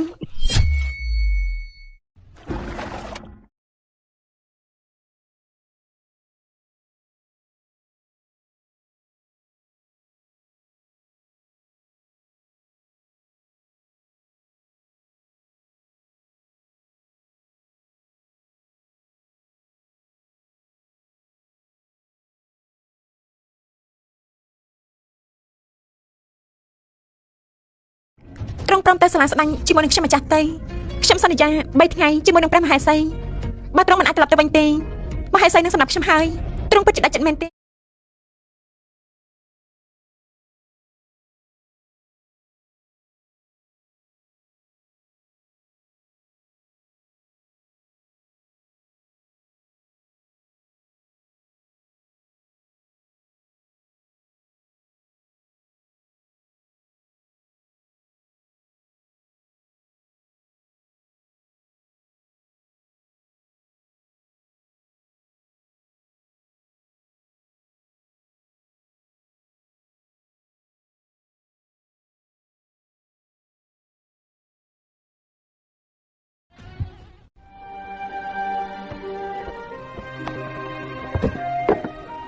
អ្នកនាងនេះគឺខ្សោយស្រាប់ទៅហើយនាងមានជាតិចចូលខ្លួនគឺត្រូវព្យាបាលឲ្យល្អមិនចឹងទេថ្ងៃក្រោយអាចប៉ះពាល់ដល់ការមានកូនណាស់ហើយចុះនេះជាវាសនារបស់នាងទេនាងជាទាសកលគេទោះជានាងធ្វើឲ្យរីករាយដាច់សើបានក៏ដោយក៏ទីនេះមិនទទួលនាងបានដែរថ្ងៃក្រោយនាងគង់តែត្រូវដេញចេញពីវាំងមិនអាចមានកូនបានសម្រាប់នាងវាមិនមែនជារឿងមិនល្អទេចាំទុកគឺត្រូវនាងថែខ្លួនឲ្យបានល្អបានមេដាមហេសីនិយាយថាពេល3ថ្ងៃមកដល់ហើយនាងសៃឆាធ្វើភារកិច្ចមិនទាន់បានសំតែស្លាប់ទៅដំណាក់អ៊ីខុនទៅជួបមហេសីជាមួយជើងភ្លាមកុំសម្រាប់ខ្ញុំអីកុំសម្រាប់ខ្ញុំមិនចង់ស្លាប់ទេពេល3ថ្ងៃមកដល់ហើយមហេសីប្រកាសជាយករឿងនោះសម្រាប់ខ្ញុំមកមិនខានគិតយ៉ាងម៉េចទៅយើងមិនចង់ស្លាប់ទេយើងចង់ជួបរីតយានអ្នកនាងសៃឆានេះអ្នកនាងចង់ធ្វើអីនឹងនេះជាបែបថាត្រូវមើលថាសុខភាពអ្នកនាងនាងសៃឆារីតយានមានបន្ទូលយកនាងឲ្យស្ដេចចេញឆៅឈិននាងឆាប់ចេញពីវាំងទៅថាម៉េចគេឲ្យយើងទៅចៅឈិននេះខ្ញុំមិនទៅទេខ្ញុំចង់ជួបរីតយានឡើងយ៉ាងសៃឆាជួយខ្ញុំផងយើងចង់ជួបរីតយានជប់ភ្លាមនេះមានរឿងអីបានជាមកអ្នកនាងបែបនេះម៉ែដោះមិនដឹងទេអីនេះជាបញ្ជារបស់រីតយានឲ្យពួកយើងយកអ្នកនាងសៃឆាទៅដំណើរស្ដេចយកទៅដំណើរស្ដេចចឹងនេះត្រង់បានន័យថាម៉េចម៉ែដោះជួយខ្ញុំផងទៅខ្ញុំមានវិធីឲ្យរីតយានធ្វើតាមបញ្ជាបានម៉ែដោះជួយខ្ញុំម្ដងទៀតឲ្យខ្ញុំបានទៅជួបរីតយានទៅលែងនាងសិនទៅមហេសីមានបញ្ជាឲ្យពេលនេះសៃឆា3ថ្ងៃទៀតតើនិយាយឲ្យរីតយានចុះស្លាប់ស្ដាញ់នេះគឺជារឿងធំណាស់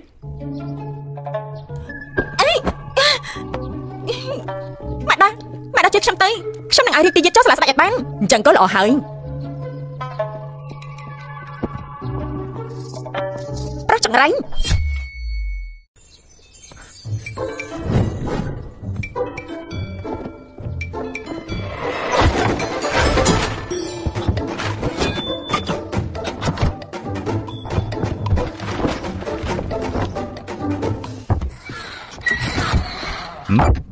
ស្រីនេះឈួតហើយនាងហ៊ានមកធាក់ទ្វារធំរីដំណាក់យើងផងមែនហើយនាងហ៊ានពេកហើយប្រហែលនេះសៃឆានាងហ៊ានមកធ្វើតែភាពអត់ធ្មត់របស់យើងប្រុសចង្រៃយើងរស់ឬអត់មិនសំខាន់ឡើយថ្ងៃនេះខ្ញុំនឹងធ្វើឲ្យលោកឆ្អាម្ដង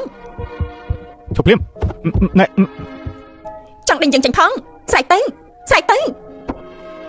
ត្រង់ឆាប់ប្រឹងទៀតទៅខ្ញុំគឺមកធ្វើឲ្យត្រង់ដាច់សើវាគឺជាបញ្ជារបស់ព្រះអង្គទោះជាត្រង់នៅការមនុស្សម្នាក់នៅលើមនុស្សរាប់ម៉ឺននាក់តែត្រង់គ្មានអំណាចស្អីក៏មិនមែនដែរមកមិនមែនដើម្បីរស់ស្មានតែខ្ញុំមកប៉ះលោកទេ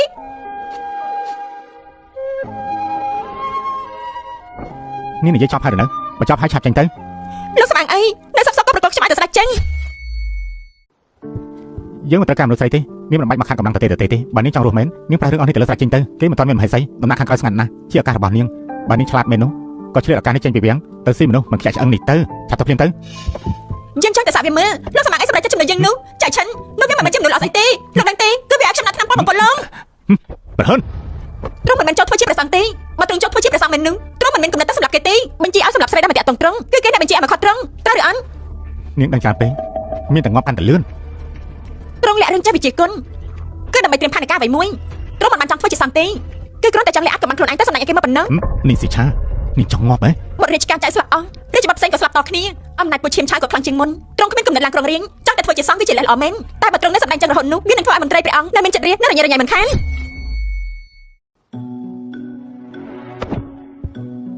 គេគិតថាយើងល្ងងឯងយើងធ្វើជាអ្នកសម្ដែងយូរយ៉ាងនេះរឿងប្រជែងគ្នាក្នុងវាំងយើងមិនសម្ដែងឲ្យខាត់ទៅទេត្រង់អាចយកខ្ញុំធ្វើជាលេះថ្មីក៏បានយ៉ាងណាក៏ខ្ញុំធ្វើឲ្យត្រង់ដាច់សើដែរត្រង់អាចជាធ្វើតែស្លាស្ដាញ់ហើយយកខ្ញុំធ្វើជាលេងបែបនេះពួកអ្នកមានកំណត់អាក្រក់នោះវានឹងមិនយកស្រីផ្សេងមកទៀតទេពួកគេមានអីល្អទៅខ្ញុំពិតជាស្រឡាញ់ត្រង់មែនយកស្រីដែលប្រហែលមកធ្វើឲ្យយើងខឹងដូចជានាងមកធ្វើជាខាតឲ្យយើងអញ្ចឹងឲ្យតែត្រង់ការពារខ្ញុំបានខ្ញុំនឹងធ្វើជាខាតឲ្យល្អបំផុតឲ្យត្រង់មនុស្សបែបណាក៏ខ្ញុំអាចសម្ដែងបានដែរមិនថាពួកអាក្រក់ឈួតអីអស់នោះខ្ញុំធ្វើបានទាំងអស់ចុះបើថ្ងៃណាមួយយើងមិនអាចការពារនាងបាននោះនាងក៏ដឹងដែរថាក្នុងវាំងនេះគឺវាស៊ីមនុស្សមិនខ្ជិះឆ្អឹងទេខ្ញុំជឿថាត្រង់នឹងអាចការពារខ្ញុំម្ចាស់បានប៉ុន្មានឆ្នាំមកនេះត្រង់នៅទូរ៉ៃតែម្នាក់ឯងត្រង់មិនគិតថាវាលំបាកទេអីម្នាក់ឯងលំបាកហើយតែកើតនៅក្នុងគ្រួសាររាជវង្សយើងនៅម្នាក់ឯងឡើងតំណទៅហើយ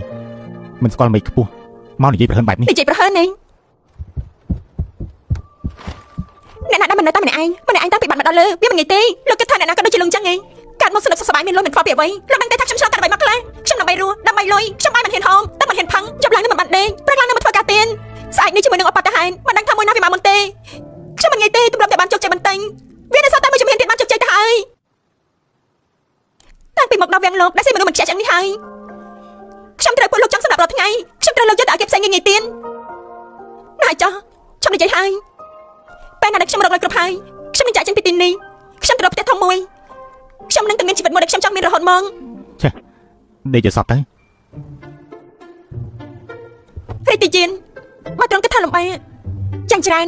ចាំខ្ញុំរកលុយបានច្រើនបន្តិចខ្ញុំនឹងនាំត្រង់ចេញពីកន្លែងនេះចាំមិនដែរចាំខ្ញុំចិញ្ចឹមត្រង់និយាយព្រៃប្រាស់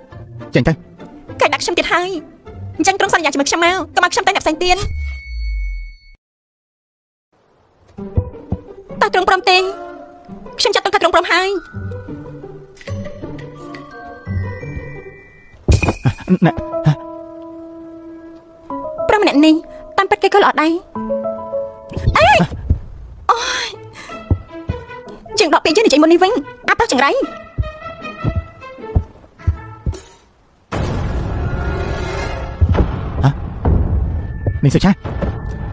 នេះសុឆាហើយពេនរីតិយិតនេះសុឆានេះត្រង់ចង់ចាត់ការយ៉ាងម៉េចចុះបើនាងជាមនុស្សពួកឈិនឆាបញ្ជូនមកនោះមិនបាច់ខ្វល់ទេនាងនឹងមានប្រយោជន៍ទៀតក្រាទូន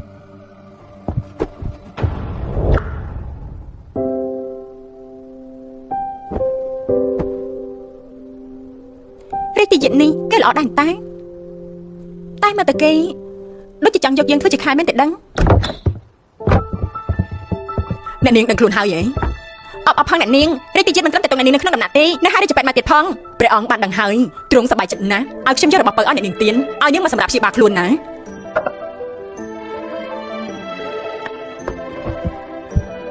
មេដារីតិយិតគ្រាន់តែមានចិត្តមេត្តាឲ្យខ្ញុំនៅមួយយប់ប៉ុណ្ណឹងពួកយើងមិនបានមានរឿងអ្វីជាមួយគ្នាទេមិនបាច់ភ័យទេនេះមិនមែនជាថ្នាំការពារទេនេះជាថ្នាំបើសុខភាពរីតិយិតដាច់សើព្រោះតែឯងជារឿងមុនក្រោយប៉ុណ្ណឹងឯងគឺជាទេសកលឯងនឹងថាត្រូវបំរើត្រង់យ៉ាងម៉េចហើយ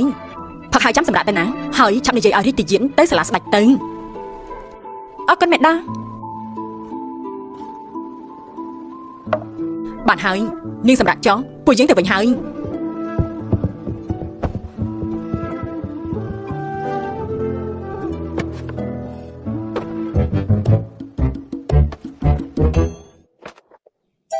សាហាវយ៉ាងនេះជាសិភៅណែនាំកាលពីបុរាណកាលតែ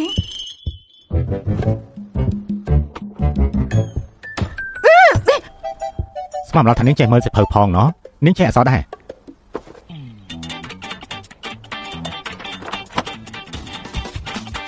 នាងសុឆា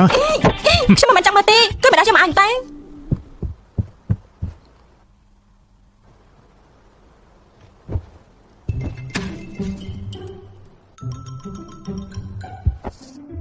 រីតិយិន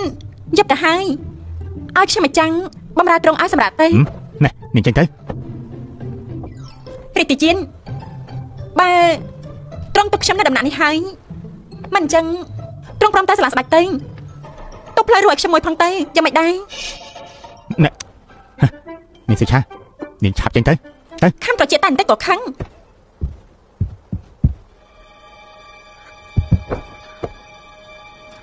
នាងសុឆា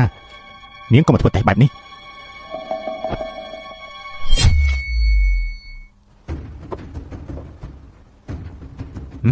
ក៏ក្រៅយ៉ាងនេះគឺមិនដោះយ៉ាងថ្នាំដែរមិនដោះយ៉ាងយកមកនោះវាមានបញ្ហានាងប្រើភាពឆ្លាតមកលើយើងហ៎មិនគេឲ្យថ្នាំអីក៏នាងមិនហ៊ានផឹកនេះគឺព្រះអង្គទ្រង់ឲ្យយកមកឲ្យខ្ញុំមិនហ៊ានបដិសេធទៅខ្ញុំពិបាកណាស់ក៏ចាំមិនទៅរីតិយិនជួយខ្ញុំផងទៅ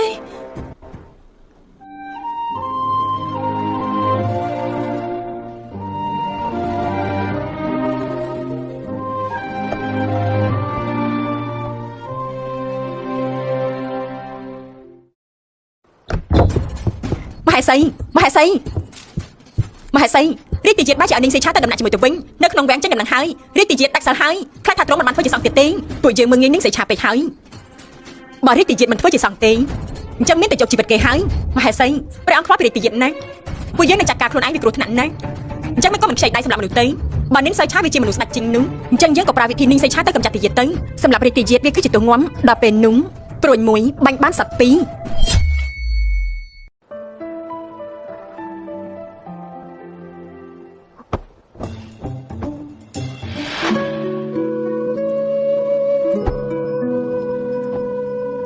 បើសិនជាយើងប៉ះនាងពេលនេះ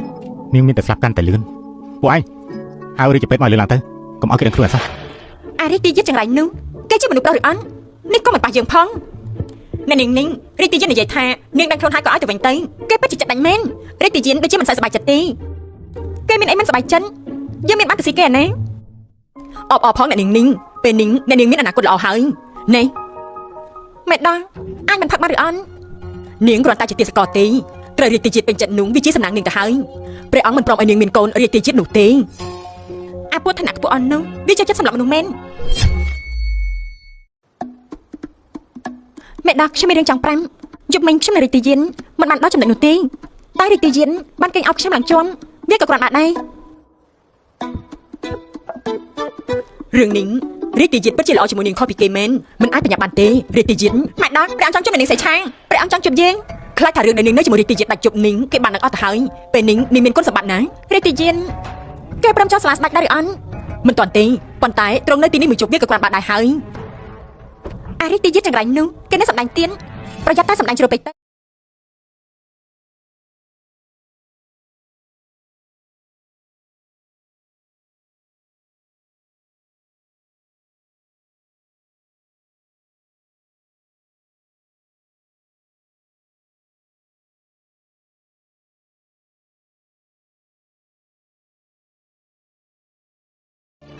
ព្រះអង្គមានបញ្ជាឲ្យរង្វាន់នំប៉័ងសៀវឆាសូមអរព្រះគុណព្រះអង្គទៅវិញបំរើរាជទាជាតិឲ្យល្អចុះទៅចុះខ្ញុំម្ចាស់ថ្វាយបង្គំលាលើកនេះខ្លាចជាអ្នកមានហើយរាជទាជាតិជាអនាគតស្ដេចថ្មីមិនអាចឲ្យគេត្រូវគេប៉ះបានទេបើរាជទាជាតិដាច់សិលមែននោះនាងសៀវឆានេះក៏លែងមានប្រយោជន៍ហើយព្រះអង្គយកមិញរាជទាជាតិគ្រាន់តែឲ្យនាងសៀវឆានៅជាមួយមួយជប់ប៉ុណ្ណឹងពួកគេមិនបានមានរឿងអីទេចោលមកស៊ីព្រះអង្គកាលពីមុនរាជទាយានធ្វើដាក់ស្រីអស់នោះយ៉ាងម៉េចទ្រង់ក៏បានឃើញដែរបើស្រាលត្រូវដេញចេញពីដំណាក់បើធ្ងន់គឺត្រូវតែស្លាប់មានតែនាងសៃឆាប៉ុណ្ណោះដែលពិសេសជាងគេមិនចឹងទេទុកនាងសៃឆាមួយរយៈទៀតទៅចាំពេលរាជទាយានលែងមានគំនិតធ្វើជាសង្ឃហើយចាំចាត់ការនាងក៏មិនជាពេលដែរបើអញ្ចឹងទុកពេលគេមួយរយៈទៀតចុះទទួលបញ្ជាចេញទៅ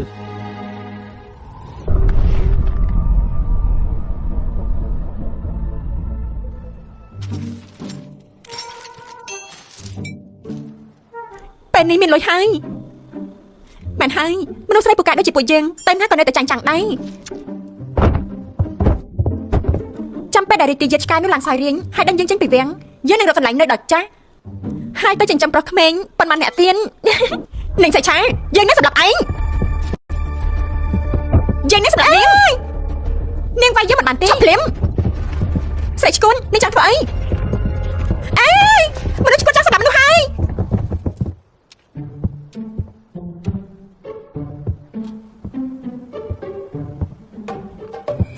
មានអ្នកខ្លាំងសូត្រធម៌ហើយអ្នកខ្លាំងមិនស្ងប់ចិត្តប៉ុន្តែមានរឿងនៅក្នុងចិត្តម្ចាស់ពូឈប់ដើរទៅដើរមកទៅបានទេចំណៃដល់មាត់យប់មិញបែរជាមិនលេបមួយប្រហានេះឯងមិនកើតមែនទេម្ចាស់ពូស្គាល់ពេទ្យម្នាក់គឺអាចធ្វើបានម្ចាស់ពូពិតជាសំខាន់មែនរឿងឯងនៅជាមួយនឹងស្រីបំរើការពីយប់មិញនោះណាគឺវាល្បីប៉ុណ្ណឹងខ្លាចថាមានអ្នកខ្លាំងទប់លេងបានហើយបើអញ្ចឹងក៏ហៅពូចេញពីរោងទៅឯងមិនខ្លាចនាំរឿងឲ្យនាងសេចឆាវទេអីខ្ញុំបានឲ្យឱកាសនាងហើយតែនាងចង់នៅតែខ្លួនឯងហើយមិនចង់បោកគេប្រើប្រាស់ស្អីទេវាល្អជាងត្រូវព្រះបិតាចាត់ការនាងដោយស្ងាត់ដែរអាយ៉ាមួយប្រុសកាន់ធរកាន់អាដែលមើលមកធំឡើងបែបនេះនៅមានចិត្តស្នេហាដែរជួយជីវិតគេម្នាក់វាឈ្នះតាំងសិល7ឆ្នាំជួយផងរាជទាយានជួយផងខ្ញុំចង់ជួបរាជទាយានសម្រាប់មនុស្សហើយខ្ញុំចង់ជួបរាជទាយានជាហើយគឺមិនឲ្យអ្នកណាចូលក្នុងរាជដំណាក់បានទេគេឆ្លងស្ពានហើយស្ពានចាអើយនេះឈ្គួតហើយមែនទេជាពួកទេសកលសោះចាំមកតែរាជទាយានរបស់យើងផងយើងនឹងវាយនាងឲ្យងាប់អេនេះកុំខឹងមីថៅថ្ងៃនេះយើងនឹងសម្រាប់នាងសម្រាប់មនុស្សហើយឆប់ភ្លាមយើងនឹងសម្រាប់នាងនេះហ៎ពិតជាមិនជួយនាងមែនទេហើយចាយយើងនាងជាមនុស្សតម្រើសមកនាងដឹងតែវាយមិនចេះស្រាលទេយប់មិញឯងធ្វើបាបនាងមិនស្រាលដែរចុះបើត្រូវមកដាវនេះទៀតចាំមើលសិនមើលតើនាងសិឆានាងជានុយដែលតាក់ពោះចេញពីរោះហើយនាងចង់ងាប់ហើយឆប់ភ្លាមវាជាទេសកលថោកទាបក៏ហ៊ានមកតែច្បាយផងវាសំតែងំនៅនាងហើមកឲ្យសៃចង់ជួបជាមួយសៃឆាក្រែងថាទុកពេលឲ្យយើង3ថ្ងៃទៀតនោះអីមិនក៏រកវិធីចង់កំចាត់យើងទៅវិញនៅនាងសៃឆាមកជាមួយខ្ញុំមក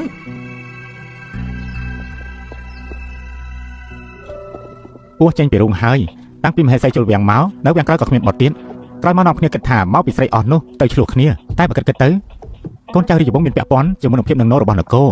មហេសីចង់មកផ្ដាច់ផ្លូវចៅសែជាមួយនឹងរាជវង្សទាំងមូលនេះគេហៅថាសង្ស័យស្រីនេះពីណាទៅស្រីម្នាក់នោះមានស្មោះត្រង់ជាមួយនឹងសៀវឆាវហើយយើងសង្ស័យមនុស្សជាច្រើនណាស់ដែលពួកគេទាំងនោះណាភ្លេច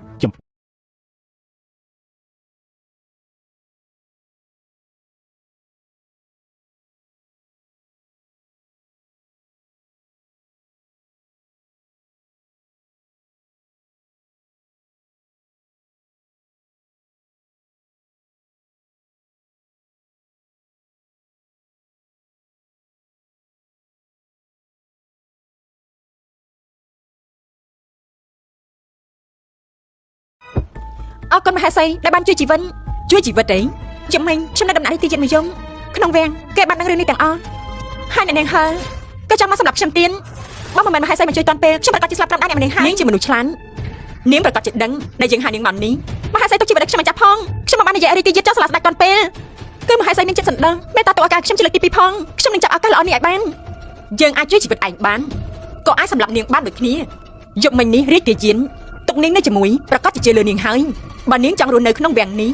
នាងត្រូវតែមានគេស្រឡាញ់រាប់មិនអស់បើរាជទាយានគេអស់ចិត្តជាមួយនាងហើយនោះនាងគិតថាតើនាងអាចរស់បានប៉ុន្មានទៅបើអញ្ចឹងសូមព្រះមហេសីជួយណែនាំផងចុះ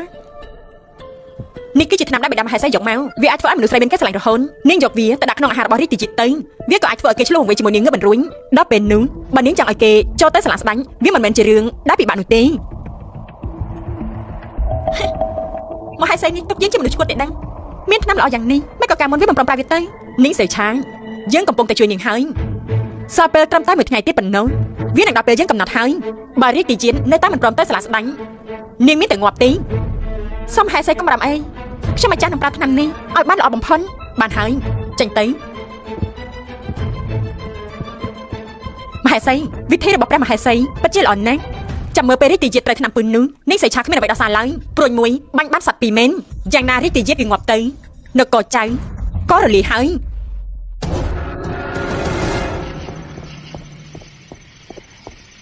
អ្នកនាងសេឆារាជទាយានមានបញ្ជាហាមមិនឲ្យណាជួយដំណាក់ទេអ្នកណាប្រឆាំងនឹងត្រូវសម្លាប់ចោលមិនឲ្យយើងចូលចិនប្រុសចង្រៃនេះបដូរមកលឿនជាងស្អីទៅទៀតយកមិញអោបយើងនៅថាប់យើងសោះពេលនេះក៏លេស្គាល់យើងទៅហើយរាជទាយានត្រង់ពិតជាមិនចាំជួបខ្ញុំអាចារ្យរាជទាយានខ្ញុំនឹករាជទាយានត្រង់ប្រហែលជាមិនទាន់ភ្លេចទេកាលពីយកមិញនៅលើក្រែហើយអ្នកនាងសេឆាមុននេះគិតតែក៏ចូលមករាជទាយានកំពុងតែខឹងនាងចូលទៅពេលនេះប្រកាសជាសួយបានគឺលោកជាអ្នកមិនឲ្យខ្ញុំចូលទៅទេអ្នកនាងសេឆារាជទាយានមិនព្រមឲ្យនាងចូលជួបទៀតហើយហ៎ម៉េចដល់រាជទាយានមានអារម្មណ៍មិនល្អទៀតហើយនាងគឺជាសិភៅគំរូចេញថ្មីទៅវិញនឹងរៀនឲ្យចេះទៅហើយឆាប់ឲ្យរាជទាយានដាច់សិលទៅណា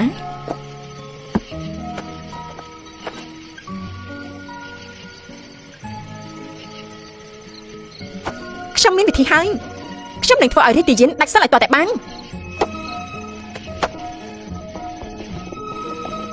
ក្មេងស្រីល្អយ៉ាងនេះគួរឲ្យស្ដាយណាស់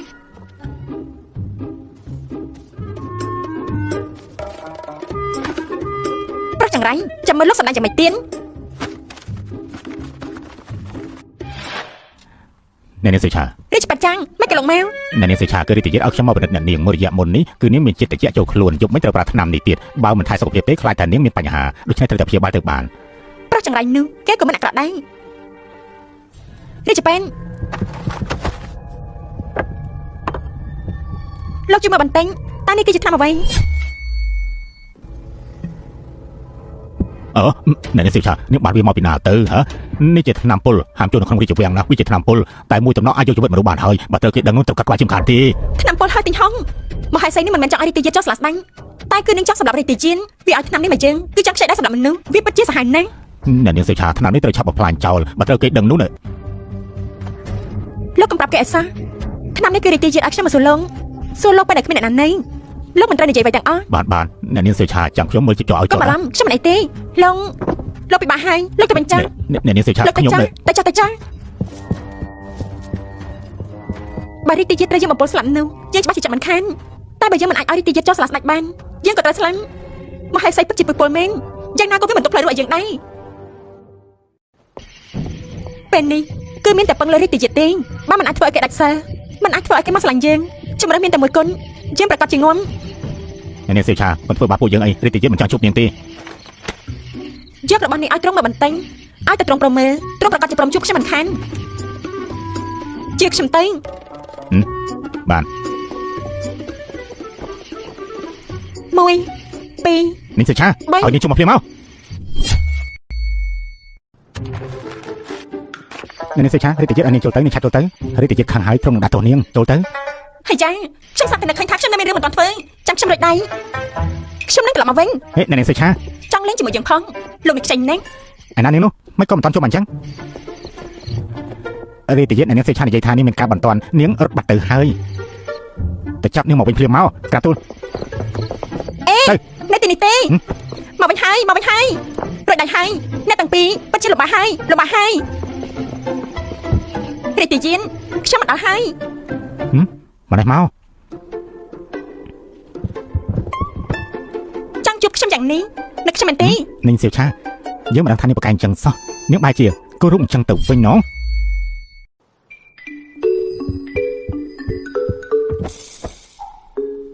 រាជទាយានខ្ញុំម្ចាស់គឺជាមនុស្សដែលធ្លាប់ឃើញរាងកាយរបស់ទ្រង់មុនគេមែនទេ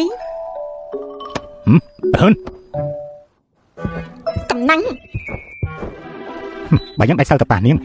ងអាចរស់បានដែរទេយើងជាអនាគតស្ដេចនាងក៏ជាទាសករមកប៉ះពាល់យើងអញ្ចឹងបិតានឹងមិនទុកនាងទេល្ងងមែនសម្លាប់ពលលោកចេះតែសម្លាប់គេទេខ្ញុំតែលោកក៏ចង់សម្លាប់ខ្ញុំមិនតែលោកក៏ប្រអងសម្លាប់ខ្ញុំឲ្យលោកទៅសាលាស្ដេចក៏ស្លាប់មិនឲ្យទៅសាលាស្ដេចក៏ស្លាប់ខ្ញុំបើនាងព្រមស្ដាប់បង្គាប់នោះយើងអាចរក្សាជីវិតនាងបានប៉ិតមែនទេនេះយើងថាក្នុងខួរក្បាលរបស់នាងប្រកាសជាមានរឿងអស់ណាស់ហើយយើងត្រូវការភាពស្ងប់ស្ងាត់ពីស្អែកនេះទៅនាងនៅក្បែរយើងទៅសរសេរថយបានល្អទៅរាជទាយានខ្ញុំមិនចង់សរសេរទេក្រែងនាងចូលចិត្តគោរពមិនអញ្ចឹងហ៎រាជទាយានទ្រង់មើលដៃខ្ញុំចាស់ដៃខ្ញុំខ្សោយណាស់តែសរសេរថយវានាំតែខាតទេមិនអញ្ចឹងឲ្យខ្ញុំម្ចាស់បានបំរើទ្រង់ទៅ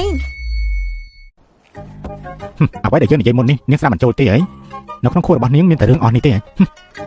យ៉ាងណាបេដាទ្រង់នឹងព្រះមហាក្សត្រពិតជាពឹសពុនណាស់មួយថ្ងៃចង់តែសម្រាប់ខ្ញុំផ្កាស្រពន់បានខ្ញុំធ្វើជាខ្មៅក៏នៅសប្បាយដែរនេះសិឆាថ្ងៃនេះនាងឈួតស្អីទៅថ្ងៃនេះមហាក្សត្របានមកជួបខ្ញុំនាងឲ្យខ្ញុំមួយនេះនាងឲ្យខ្ញុំដាក់ចូលអាហារលងខ្ញុំសួររាជពេទ្យហើយនេះគឺជាថ្នាក់ពលទិញហុងរឿងថ្ងៃនេះកុំលោឡាឲ្យសោះរាជពេទ្យចាងជាគ្នាឯងគឺអាចជឿជាក់បានមហាក្សត្រនោះគ្មានកំណត់ល្អលើលោកទេវាចង់សម្រាប់លងពុករបស់មហេសីជាមួយនឹងពុកហឺចៅយានជាអ្នកកាន់អំណាចតបនៅក្នុងដៃបើនាងមិនខ្លាចស្លាប់ទេបិទមាត់ទៅដឹងទេនាងសៀវឆាទោះជាយ៉ាងណាខ្ញុំក៏គង់តែស្លាញ់បើស្អែកលោកនៅតែមិនព្រមតែសាលាស្ដេចមហេសីប្រកាសជាយករឿងនេះមកសម្រាប់ខ្ញុំមិនខានទេនាងសរសេរថយល្អទៅស្អែកនេះយើងនឹងទៅសាលាស្ដេចម៉ែនេះ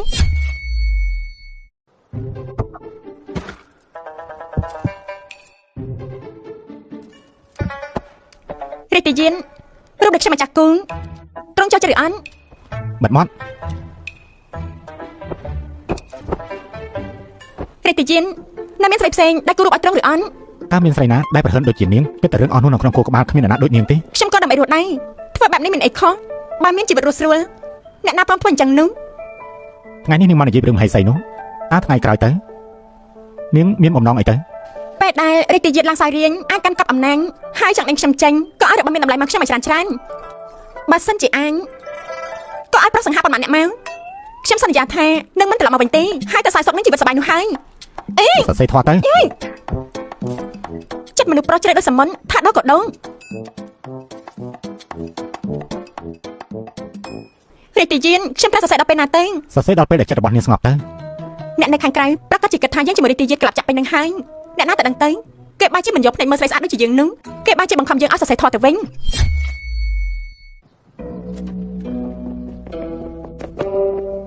មហេសីយកមិញរាជទាយានឲ្យនាងសីឆាអ្នកដាក់ជប់ទៀតហើយតែព្រឹកនាងពេលមិនដល់យ៉ាងទៅរាជទាយានមិនបានកាត់អីទេដូចជាមិនបានត្រូវពឹសឡើយនាងសីឆានោះពិតជាចោលមកសៀតមែនមហេសីវាមិនមែនក្បត់ត្រង់តែដឹងវាជាមនុស្សស្ដាច់ចឹងបើវាហ៊ាននិយាយនោះអ្នកងាប់មុនគេគឺជាវាហើយនាងតែប្រាប់វាទៅថ្ងៃនេះគឺជាថ្ងៃចុងក្រោយហើយបើវាមិនអាចឲ្យរាជទាយានទៅសាលាស្ដេចបានទេអ្នកណាក៏ជួយវាមិនបានដែរចា៎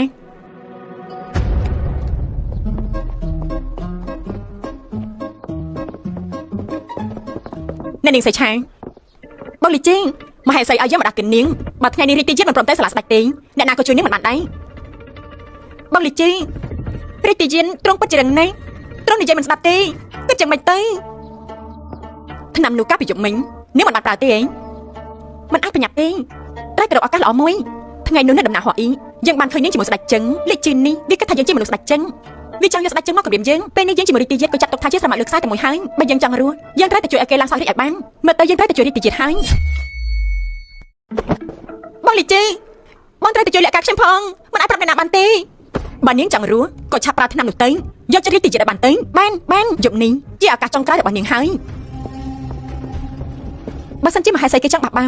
គេត្រូវតែបញ្ចុះបញ្ចូលគ្រួសារហើមកជាមួយគ្នា ហើយចៅយានគឺជាចំណុចខ្សោយត្រូវតែប្រាប់រាជទាយានឲ្យចូលសាលាស្ដាញ់ហើយឆាប់រៀបការជាមួយនឹងហើយចៅយានទៅបានស្រីកញ្ជ្រឹងចាំមើលថ្ងៃនេះអ្នកណាជួយនាងបានទៀនអ្នកនាងហើយមានឋានៈខ្ពស់ខ្ញុំគ្រាន់តែជាទេសកលប៉ុណ្ណោះពេលដែលរាជទាយានចូលសាលាស្ដាញ់ត្រង់នឹងរៀបការជាមួយនាងមិនខានដល់ពេលនោះនាងគឺជាអ្នកមានអំណាចនាងមកប្រកាន់ជាមួយខ្ញុំធ្វើអីទៅបានអញ្ចឹងមែននាងឆាប់លុបចង្កូតសុំទៅយើងភ្លាមនេះវាមិនស្អីក្បាច់ចូលទេថ្ងៃនេះយើងនឹងឲ្យអ្នកនៅទីនេះដឹងថាអ្នកដែលមកប៉ះបងរាជទាយានយើងវាមានលទ្ធផលយ៉ាងម៉េចពេលនេះមិនមែនជាពេលមានរឿងជាមួយគ្រូសាហឺទេថ្ងៃនេះយើងនឹងមកបំផ្លាញមីកញ្ជ្រោងឯងចោលរាជទាយាននាងសេឆាននាងជាមនុស្សរបស់យើងបាននាងទៅប៉ះគេនោះនាងសួរយើងព្រមហើយឬនៅគេល្ងងពេកហើយគេមិនដឹងថាគ្រូសាហឺទៅរំដៃជាមួយមហាសីនោះដំណៃរាជទាយានរបស់គេនឹងមានគ្រោះថ្នាក់មិនខាន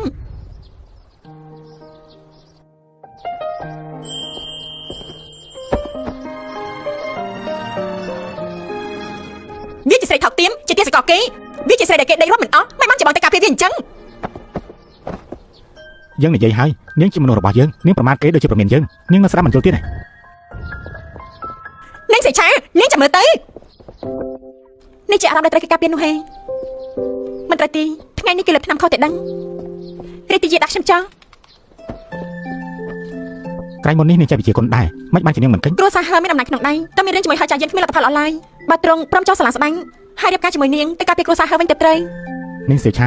នេះនាងគិតឲ្យយើងរៀបការជាមួយគេហើយចៅយានគឺជាគោលដណ្ដឹងរបស់ត្រង់ស្រាប់ទៅហើយព្រះអង្គបានត្រួតត្រាផ្លូវឲ្យត្រង់ស្រាំត្រង់រៀបការជាមួយគេទៅគ្រប់យ៉ាងគឺចំអេមិនបានជាគេខាងទៀតហើយនេះយើងនិយាយអីខុសសូមរាយការណ៍ព្រះអង្គរាជទាយានព្រមចូលសាលាស្ដាញ់រៀនពីការដឹកនាំនគរហើយល្អណាស់ព្រះអង្គមើលទៅសេឆាននេះនាងពិតជាគ្រាន់បើមែនពិតជាគ្រាន់បើមែនតែតាមឋានៈរបស់នាងមិនអាចឲ្យនាងនៅក្បែររាជទាយានយូរបានទេ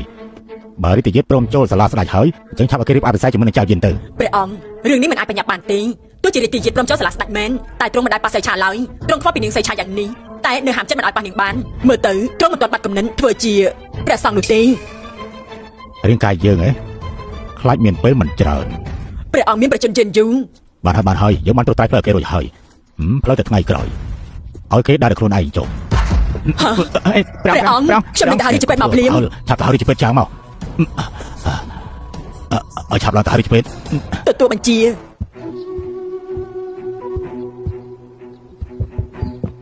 មហេសីព្រះទាយានព្រមចូលសាលាស្ដេចហើយ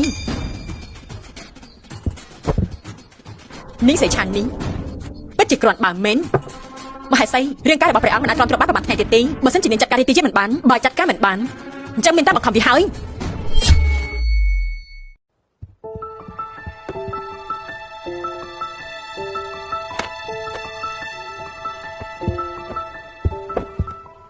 មិនបានជាត្រង់ខាងខ្លាំងម្ល៉េះត្រង់មិនចូលចិត្តហើយចៅយានអញ្ចឹងមានតែស្រឡាញ់ខ្ញុំសាមុខហើយត្រង់ថាត្រង់កាន់ថតទៀនបើជាឃើញគេស្លាប់មិនជួយសោះពិតជាឈានត្រជាក់មែនចាំនៅទីនេះហើយ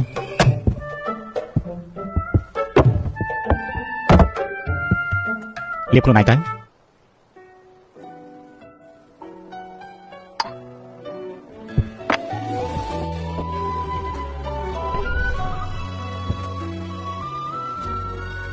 ព្រះអង្គខ្ញុំដែរមិនដល់ទេត្រង់លាបឲ្យខ្ញុំបន្តិចមក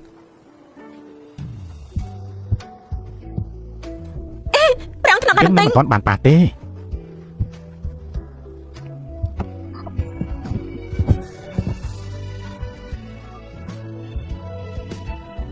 ទោះជាត្រង់មិនស្រឡាញ់ក៏ត្រូវរៀបការជាមួយនឹងហើយចៅយានដែរយ៉ាងណាវាគឺជារឿងធំនាងសរសេរថតទៀតទៅបើសរសេរមិនចប់ទេហាមហូបបាយយ៉ាងមិនទៀតហើយព្រះរាជទាយាន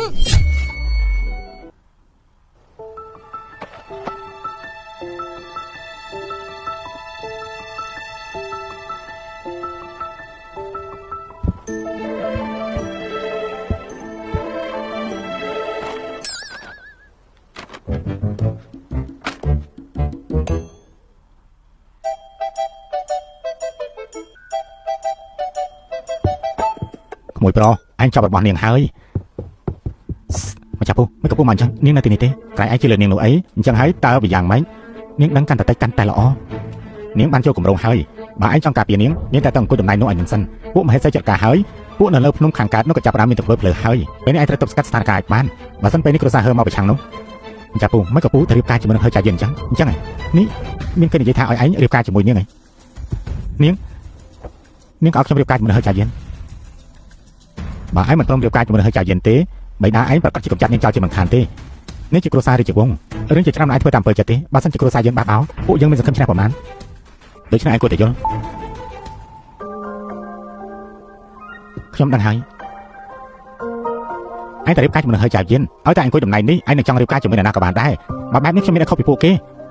ព្រះអង្គមានថ្មីចោលចាស់មានសេចស្រំជាច្រើនមានតែខ្ញុំចាំគេរាល់ថ្ងៃចាំឲ្យគេមកចុងក្រោយទ្រង់ក៏ស្រាប់ក្នុងរាជវាំងបានបើគ្មានទំនួលខុសត្រូវលើលោកនេះនៅលើខ្ញុំទេខ្ញុំសុខចិត្តទៅបួស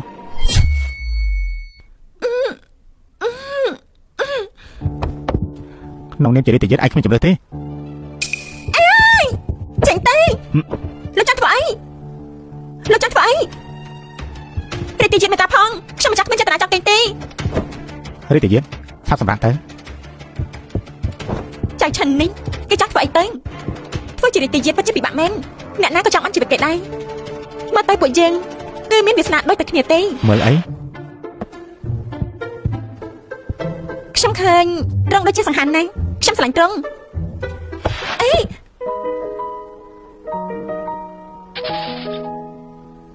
មុខរបស់នាងប្រឡាក់ដូច្នេះហើយឆាប់ជួបចេញទៅរាជយានជួយខ្ញុំទៅ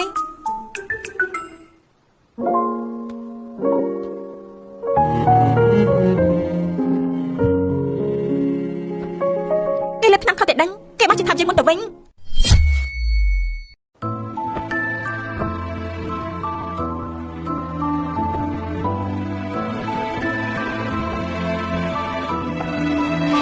ណែថ្ងៃនេះត្រឹមនឹងចុះណានេះឆាប់ទៅវិញទៅនេះក៏អាចទៅបានដែរពេលនេះត្រូវមានចិត្តលើកខ្ញុំម្ចាស់ហើយមិនបានជាត្រូវនៅបដិសេធខ្ញុំម្ចាស់ទៀនកុំប៉ះយើងណាចេញទៅឆាប់ចេញទៅពណ៌គឺទៅទេមិនបានជាលោកធ្វើបាបខ្លួនឯងចឹងទៅវិញឆាប់ចេញទៅចេញទៅ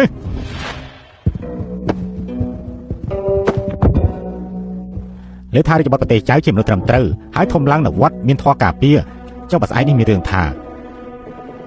រាជយានមិនមែនជាមនុស្សអញ្ចឹងទៅមានស្រីប្រុសហើយថាទៅមើលតើព្រះអាចទទួលឯងបានទៀតដែរទេសៀវហឹងយើងជាលើឯងយ៉ាងនេះយើងជួយជីវិតឯងបែរជាក្បត់យើងទៅវិញបើយើងមិនអាចមានការជឿជាក់ពីឯងទេយើងមិនអាចយកឯងចេញពីវត្តនោះបើប្រហែលឆ្នាំនេះឯងមិនគួរនៅវត្តទេឯងងាប់យូរមកហើយណាពេលនេះឯងប្រកាសជាឈឺហើយយើងប្រើលើឯងនោះវាជាថ្នាំសម្រាប់ខ្លាំងជាងគេឯងមិនចេះដោះវាទេឯងនេះនឹងវេទនាជាមិនខានយើងនឹងសម្រាប់ឯងយើងជាតិជាតិឈានឆៅយើងទៅជាស្រេចផែនដីពួកឯងគ្រាន់តែជាចោរបំផ្លាញនគររបស់យើងយ៉ាងពេលដែលនគរឯងលែងមានការជឿជាក់លើរាជនោះហើយអំណាចនេះវានឹងបាននៅក្នុងដៃរបស់យើង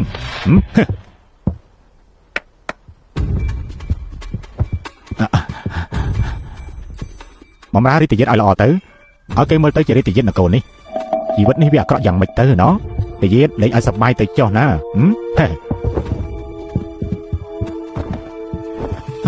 ចេញទៅរាជយុទ្ធកុំមកប៉ះយើងចេញទៅ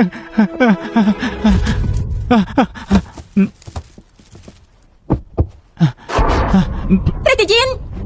រាជប៉ែនឆាប់ហៅរាជប៉ែនភ្លាមមកបាទរាជយានចេញទៅកុំប៉ះយើងចេញទៅរាជយានរាជយានរាជបាចាំងលោកឆាប់មើលទៅនេះជំងឺឡើងវិញទៀតហើយមកដល់ឆាប់ជួយត្រង់ផងទៅលីឡាឆាប់នន់ត្រង់ឡើងលើក្រេទៅមិនបាច់ជាគេស្អប់មនុស្សស្រីយ៉ាងនេះនេះគេពិតជាចង់តាំងសើប៉ិតមែនទេដឹងឆាប់បាត់ដំណឹងនេះទៅរឿងនេះទៅជាឈឺនោះមិនថាអ្នកណាក៏មិនអាចឲ្យដឹងបានដែរបាទនេះប្រាប់ប្រាត្រង់ចាំមិននឹងហេតុអីបានជាត្រង់ទៅជាបែបនេះស្ថានភាពចៃចឹងដូចជាមិនអាចគ្មានអារម្មណ៍ទេដូចជាធ្លាប់ត្រូវរបួសផ្លូវចិត្តលោកយាយព្រះបត្រាត្រង់ធ្លាប់ចង់កាត់អ្វីឲ្យប្រកាសទេសៅឆាអង្គុយទៅរឿងមួយនេះគឺបំរាមក្នុងរាជវាំងព្រះអង្គបានដាក់បញ្ជាឲ្យបិទរឿងមួយនេះសៅឆាព្រះបត្រាត្រង់ចំពោះនាងគឺពិសេសជាងអ្នកដទៃ ឬក៏ឯងអាចជាមនុស្សដែលអាចជួយទ្រង់ចេញពីជ្រោះជ្រៅមួយនេះមហេសីទ្រង់សកត់លឿនព្រះបត្រាព្រះកាយខ្សោយឈឺច្រើនព្រះអង្គមានតែបញ្ជូនព្រះបត្រាទៅដំណាក់ខុងមីងឲ្យទ្រង់តាមព្រះសង្ឃរៀនសូត្រព្រះធម៌ហើយក៏ចាក់ឆ្ងាយពីការប្រើល្បិញព្រះអង្គធ្លាប់មានព្រះបត្រាចំនួន6អង្គតែមកដល់ពេលនេះនៅសល់តែព្រះបត្រា1អង្គប៉ុណ្ណោះដែលនៅមានព្រះជន្មមានពាក្យចចាមអារាមជាច្រើនបាននិយាយថាដោយសារតែព្រះអង្គឆ្នាំនោះបានដណ្ដើមអំណាចហើយសម្រាប់មនុស្សអស់ជាច្រើននាក់ទទួលរងទំនាយពីឋានសួគ៌មិនមែនដោយសារសាច់ឈាមនោះទេបង្កើតពាក្យចចាមអារាមធ្វើឲ្យប្រជារាស្ត្របាត់បង់ចំណឿចិត្តលើព្រះអង្គក្បត់តបហើយវាយយកប្រទេសចៅបង្កើតរាជវង្សមុនឡើងមកវិញពិតជាល្បិចដ៏អស្ចារ្យមែនព្រះបត្រាដោយសារតាំងតែពីតូចចិញ្ចឹមនៅក្នុងដំណាក់ខុងមីងក៏រួចកិច្ចផុនតែមនុស្សអស់នោះមិននឹងអាចនិយាយដល់លេព្រះអង្គដែលស្រួលទៅដោយសារធំដឹងក្តីក្នុងព្រះពុទ្ធសាសនាមានចិត្តសន្តោសមេត្តាតែចុងក្រោយនៅតែត្រូវមនុស្សទុកចិត្តបំផុនដាក់ថ្នាំយកទ្រង់ដាក់ទៅក្នុងជួយយាលើគឺជាកន្លែងដាក់កក្រិចស្មោះគ្រងទ្រង់គឺជាមនុស្សល្អបរិសុទ្ធមិននឹងអាចទទួលយករឿងមួយនេះរួចទេមនុស្សទាំងនោះចង់ប្រើប្រាស់សម្រស់ចង់តាក់ទាញព្រះបត្រាឲ្យចូលជ្រោះជ្រៅឲ្យប្រជារាស្ត្រក្នុងក្រុងជើងខំបំដងលើទ្រង់ពេលដែលតបទៅដល់ព្រះបត្រាពឹងលើការធ្វើបាបខ្លួនឯងដើម្បីទប់អារម្មណ៍របស់ខ្លួនសម្រាប់មនុស្សប្រុសស្រីទាំងអស់ដែលនៅក្នុងបន្ទប់ចាប់ពីថ្ងៃនោះមកក៏ខ្លាចជាសបិនអាក្រក់របស់ព្រះបត្រាទ្រង់ដឹងខ្លួនតែរឿងនេះបានទាញទ្រង់ឲ្យធ្លាក់ក្នុងជ្រោះជ្រៅដោយមិនអាចអត់ឱនទោសឲ្យខ្លួនឯងបានទ្រង់តាំងពីតូចធំធាត់នៅក្នុងព្រះពុទ្ធសាសនាទ្រង់ពេលនោះមិនដែលប៉ះពាល់ឬកាប់សម្រាប់អ្នកណាម្នាក់ឡើយក្នុងពេលតែមួយទ្រង់សម្រាប់មនុស្សច្រើនយ៉ាងនេះចិត្តធម៌របស់ទ្រង់បានបែកអស់ទៅហើយទ្រង់មិននឹងអាចមិនអាចចូលផ្លូវបិសាចទៅសើឆារាជវាំងនេះគឺជាកន្លែងដែលស៊ីសាច់ឆ្អឹងរបស់មនុស្សឡើងមានមនុស្សដែលមានចិត្តស្មោះចំពោះទ្រង់ហើយយើងសង្ឃឹមថាឯងនឹងអាចកំដរនៅក្បាលព្រះកាយព្រះបត្រាទ្រង់ទ្រាំលែងបាននឹងការក្បត់ហើយខ្ញុំថតរឿងចំនួនក្នុងរាជវាំងច្រើនយ៉ាងនេះដំបងគិតថាបើទោះបីជាខ្ញុំឆ្លងភូមិក៏អាចខ្ចីចំណេះដឹងចំនួនក្នុងរាជវាំងអាចធ្វើរឿងបានស្រួលនៅក្នុងរាជវាំងដែរតាមពិតខ្ញុំពិតជាឆោតពេកហើយរាជវង្សសក្តិភូមិប្រកាន់ចិត្តមនុស្សខុសខើគួរឲ្យខ្លាចគ្មានអ្វីព្រាមអ្នកដែលមានជីវិតរស់បានតែម្នាក់ណាដែលមិនមានដៃប្រឡាក់ឈាមទៅប្រទេសចៅសប្ថ្ងៃចិត្តប្រជារាស្ត្រមិននឹងណោតបក្បត់កាន់តែខ្លាំងព្រះបត្រាបើសិនជាចង់មានព្រះជន្មគឺត្រូវតែពឹងពាក់លើកម្លាំងមន្ត្រីក្នុងរាជវាំងអង្គុយនៅកន្លែងមួយនោះព្រះបត្រាចំពោះឯងគឺមិនដូចគ្នាទេប៉ុន្មានឆ្នាំនេះគ្មានអ្នកណាអាចនៅចិត្តព្រះកាយទ្រង់បានឡើយពេលនេះព្រះបត្រាក៏ដើម្បីនាងយល់ព្រមចូលក្នុងសាលាបន្ទាប់មកទៀតឯងត្រូវធ្វើឲ្យព្រះបត្រាសម្រេចអភិសេកឲ្យបានអភិសេកជាមួយហោចៅយានដើម្បីលំនឹងអំណាចកងទ័ពដូច្នេះទើបអាចធ្វើឲ្យទ័ពក្បត់ខ្លាចបាន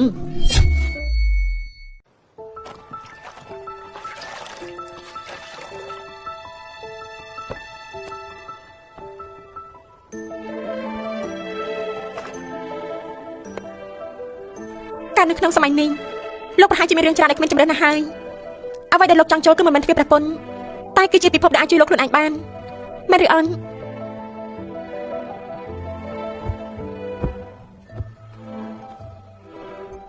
តាមពិនលោកគ្រាន់តែចង់មានជីវិតរស់នៅបន្តប៉ុណ្ណោះតែរស់ក្នុងសម័យកាលនេះបើចង់នៅមានជីវិតគឺត្រូវតែធ្វើរឿងដែលធ្វើឲ្យស្អប់ខ្លួនឯងបំផុតនេះហើយគឺជាវាសនានៅក្នុងសម័យកាលនេះ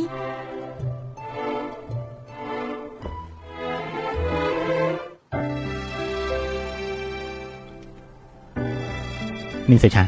នេះជាជោគវាសនារបស់ខ្ញុំមិនជារបស់នាងទេខ្ញុំសន្យានឹងនាងថានឹងការពារនាងខ្ញុំច្បាស់ជាធ្វើឲ្យបានខ្ញុំដឹងថានាងមិនសមនៅក្នុងរាជវាំងទេអ្វីដែលនាងចង់បាននោះគឺសេរីភាពនិងការរស់នៅដោយគ្មានការខាំងឃាន់ទោះឲ្យខ្ញុំនៅតំណែងបានហើយនាងទៅចុះនាងសេឆាខ្ញុំនឹងដោះលែងនាងចេញពីទីនេះ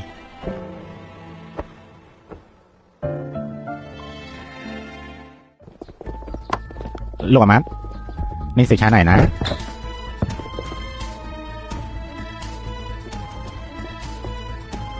ព្រះបត្រាព្រះអង្គក៏ហៅនាងឆាក្រាបទូលគេហត់ហើយអ្នកណាក៏បានរំខាននាងបានដែរក្រាបទូលប៉ុន្តែព្រះបត្រាព្រះអង្គទ្រង់យើងទៅក៏ទ្រង់នៅខ្លួនឯងមានទោសអីយើងនឹងទទួលតែម្នាក់ឯងក្រាបទូលអំណាចស្ដេចនេះគឺជាជ្រោះជ្រៅគឺជាឋាននរកអញ្ចឹងបើសិនជាយើងមិនចូលនរកទេតើអ្នកណាជាអ្នកចូលព្រះអង្គព្រះបត្រាយើងមកដល់ហើយបិតាណែបុត្រអើយមិនមកជាបុត្រមកហើយសូមព្រះបិតាដោះលែងសេឆាទៅមិនបានជាបុត្រនឹងថាយើងចង់យកជីវិតរបស់គេបិតាខំលេខកើតបញ្ជូននាងមកក្បែរខ្លួនខ្ញុំលបងខ្ញុំឲ្យបំបីបំបាក់ពាក្យសច្ចាក្រែដើម្បីខ្ញុំចូលសាលារៀបអភិសេកជាមួយនឹងចៅយានដើម្បីទប់ទល់នឹងប្រជារាស្ត្រនិងមន្ត្រីនេះគឺកំពុងតែរៀបចំផ្លូវឲ្យឯងទ្រង់រៀបចំផ្លូវអនាគតឲ្យប្រទេសតែមិនមែនរៀបចំឲ្យរបស់ទ្រង់ទេកើតនៅគ្រួសាររាជវង្សគឺឯងមិនអាចសម្រេចទេឯងស្មានថាស្ដេចនិងព្រះបត្រាសមាជិកនេះគ្រាន់តែឲ្យឯងទទួលសោយសុខតែមិនទេឯងធំនឹងក្តីនៅក្នុងព្រះពុទ្ធសាសនាមិននឹងអាចជួយតែខ្លួនឯងបើមិនជាស្ដេចមុនសម្រាប់វាយចូលទីក្រុងមានរៀបប្រមាណអ្នកដែលត្រូវឆ្លងកាត់សង្គ្រាមឯងគួរតែយល់អំពីបញ្ហានេះ ដៃទាំងទ្វេប្រឡាក់បដោយឈាមក្រំជើងជន់ក្រុងឆ្អឹងរាប់មិនអស់ទេបំណែងស្ដេចមួយនេះបត់មិនអាចនៅបានស្ងប់ទេឆ្នាំនោះយើងសម្រាប់រំកិលក្នុងរាជវាំងគឺដើម្បីផ្ដាច់គំនិតក្បត់របស់កងទ័ពទាំងនោះខ្លួននៅដំណៃនេះគឺដើម្បីត្រូវតែមាត់ចិត្តមេត្តាចំពោះមនុស្សស្រីទៅជាសម្រាមធំឯងគួរតែដកស្មៅនេះចេញទៅដកទាំងឬទៅមិនចឹងទេបញ្ហាមិនចេះចប់ទេសូមបិតាដោះលែងនាងសិច្ឆាទៅនាងគ្មានអ្វីគំរាមបិតាទេគឺជាភាពអាម៉ាស់របស់ស្ដេចតកូលជើនៅថ្ងៃក្រោយភាពអាម៉ាស់ដ៏ធំបំផុតគឺបិតាក្បត់កប់ដណ្ដើមអំណាចចូលមកសិស៊ីណព្រះបុត្រល្មើសទោសអូគេចេញទៅហើយពីនេះ50ដំបងទៅ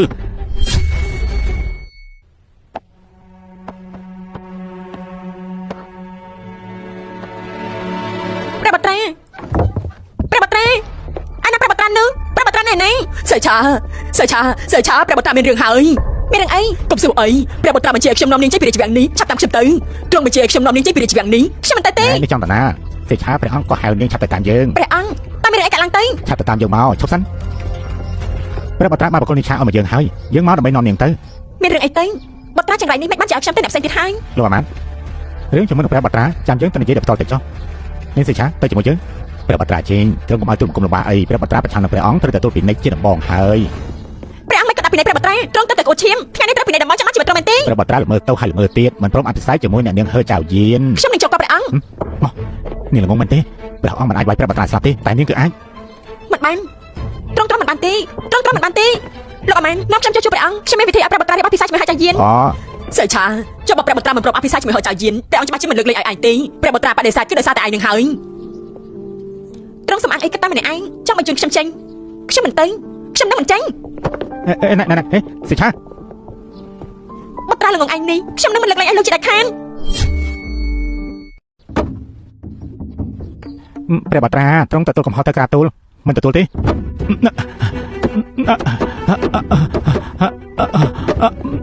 ចេញទៅទ្រង់ល្ងងណាស់មែនទេទ្រង់គឺជាព្រះបត្រាមុននឹងក្រោយគឺត្រូវរៀបអភិសេកហើយឯងបានជាទ្រង់មិនព្រម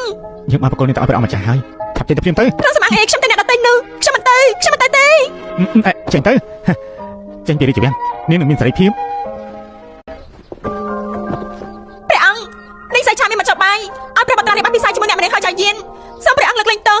ឲ្យព្រះបត្រាលើកនេះម្ដងទៅ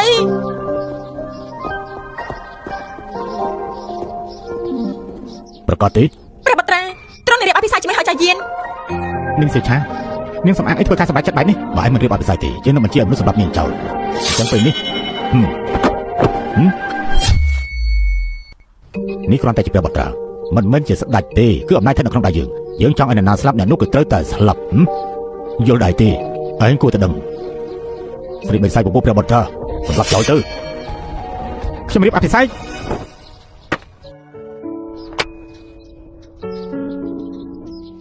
តាំងពីបុរាណមកគ្រួសាររាជវង្សគ្មានមនោសញ្ចេតនាតែបែរជាចៃចឹងគេមិនមែនជាមនុស្សដែលគ្មានមនោសញ្ចេតនាហើយអ្វីត្រូវបង្ខំគេដល់ឋានៈនេះឬមួយក៏ធ្វើជាស្ដេចត្រូវតែផ្ដាច់អហង្ការបែបនេះមែនទេសូមព្រះបិតាលើកលែងនាងសិច្ឆាខ្ញុំយល់ព្រមរៀបអភិសេកជាមួយហើយចៅយាន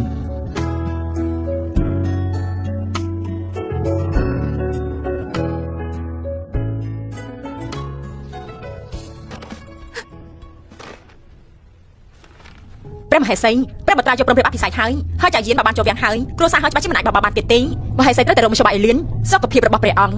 មិនអាចទ្រាំទ្របានប៉ុន្មានថ្ងៃទៀតឡើយចាំពេលដែលស្ដេចថ្មីឡើងក្រុងរៀងពេលរាជវាំងកំពុងចលាចលមេតបសេវនឹងដឹកនាំទ័ពវាយលោកក្រុងជីងឈ្នះចាញ់ស្ថិតនៅលើលើកនេះហើយតែបើគ្មានគ្រួសារហើយជាជំនួយពីរយឈ្នះថយអត់ពាក់កណ្ដាលសត្រូវរបស់សត្រូវគឺជាមិត្តរបស់យើងព្រះអង្គម្ចាស់ជីងនិងព្រះបត្រាមិនត្រូវគ្នាហេតុអីបានជាមិនអូសទាញព្រះពរឲ្យខ្ញុំចូលទៅព្រះបត្រាសិច្ឆាព្រះបត្រាមិនព្រមមកជួបនាងទេព្រះបត្រាទ្រង់ពិតជាមិនចង់ជួបខ្ញុំម្ចាស់មែនទេ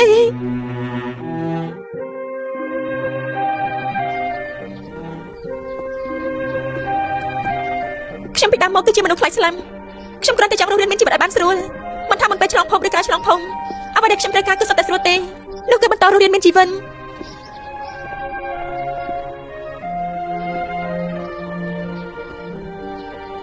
ខ្ញុំសម្ដែងរឿងស្នេហាច្រើនឆ្នាំយ៉ាងនេះ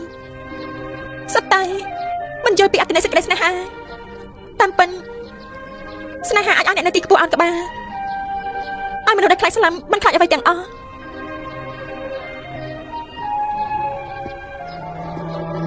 អញ្ចឹងខ្ញុំនឹងក្លាហានមួយលើកស្លាប់ក៏ស្លាប់ចុះ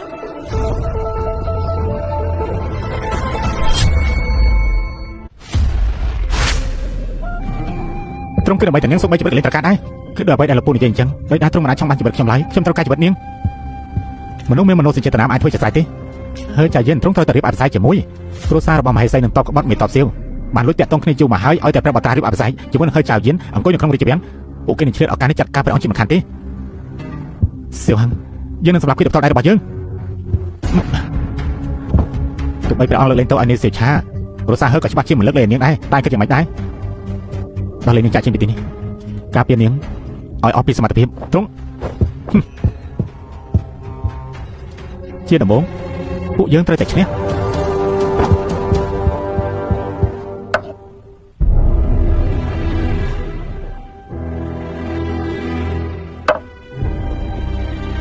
ចេញតែទាំងអស់សិនទៅនាងពិតជាថ្លើមធំមែនអញ្ចឹងតើបានជាព្រះបត្រាពេញចិត្តនឹងនាងយ៉ាងនេះព្រះអង្គសប្តាហ៍នៅក្នុងរាជវាំងមានបញ្ហាមិនឆុងគ្រួសារមហេសីសម្អាងលើអំណាចទាហានតាក់ទងជាមួយនឹងតបក្បត់ត្រៀមខ្លួននឹងបះបោប្រសិនបើព្រះអង្គមិនជួយព្រះបត្រាបោះសម្អាតឧបសគ្គតាមចរិតមេត្តាធម៌របស់ព្រះបត្រានោះខ្លាចតែពេលក្រោយកាន់តែពិបាកដំណាក់ខាងក្រោយមិនអាចមកពាក់ព័ន្ធជាមួយនឹងរឿងប្រទេសទេម្យ៉ាងទៀតនាងត្រឹមតែជាស្រីបម្រើព្រះអង្គបើទោះបីជាព្រះអង្គចង់សម្លាប់ខ្ញុំម្ចាស់នៅតែនិយាយដែរបុត្ររបស់ទ្រង់ដែលស្លាប់តែប៉ុន្មាននោះគឺមិនមែនមកពីវាសនាទេតែជាមនុស្សអ្នកប្រព្រឹត្តបើព្រះអង្គមិនចាត់ការគ្រួសារមហេសីខ្លាចតែមានបញ្ហាពេលក្រោយរាជវង្សមុននឹងដំណាក់ខាងក្រោយជួបគ្នាទៅវិញទៅមកនាងត្រឹមតែជាស្រីបម្រើម្នាក់មិននឹងអាចយល់ទៅព្រះអង្គមិនហ៊ានប៉ះពាល់ព្រះមហេសីគឺខ្លាចឲ្យគ្រួសារខាងមហេសីខាងសម្បែតែគ្រួសារមហេសីគង់តែបាក់ម៉ៅព្រះអង្គចង់ឲ្យពួកគេមានឈ្មោះត្រឹមជាអ្នកដណ្ដើមអំណាចឬមួយក៏ទ្រង់ចង់ដាក់ពួកគេជាមន្ត្រីក្បត់ជាតិនាងស៊ីឈើព្រះអង្គនាងសច្ឆាមានល្បិចមួយព្រះអង្គអាចកម្ចាត់ព្រះមហេសីដោយយកលែងដាក់ទុកគ្រួសារមហេសីបើសិនជាគ្រួសារមហេសីពិតជាចង់បាក់ម៉ៅព្រះអង្គអាចប្រកាសនៅក្រៅមេងពួកគេជាមន្ត្រីក្បត់ជាតិមនុស្សក្រៅមេងពិតជាអាចសម្លាប់ពួកគេបានយើងមិនខ្លាចស្លាប់ទេអីខ្ញុំមិនចាំមានសមត្ថភាពតូចទៀនក្នុងសម័យអំណាចនៅក្នុងដៃរបស់ស្ដេចចង់មានជីវិតរស់នៅគឺវាជាការលំបាកតែបើសិនជាទៅហើយខ្ញុំមិនចង់ឲ្យព្រះបត្រានៅមានជីវិតនាងមានល្បិចអីចាំនិយាយមក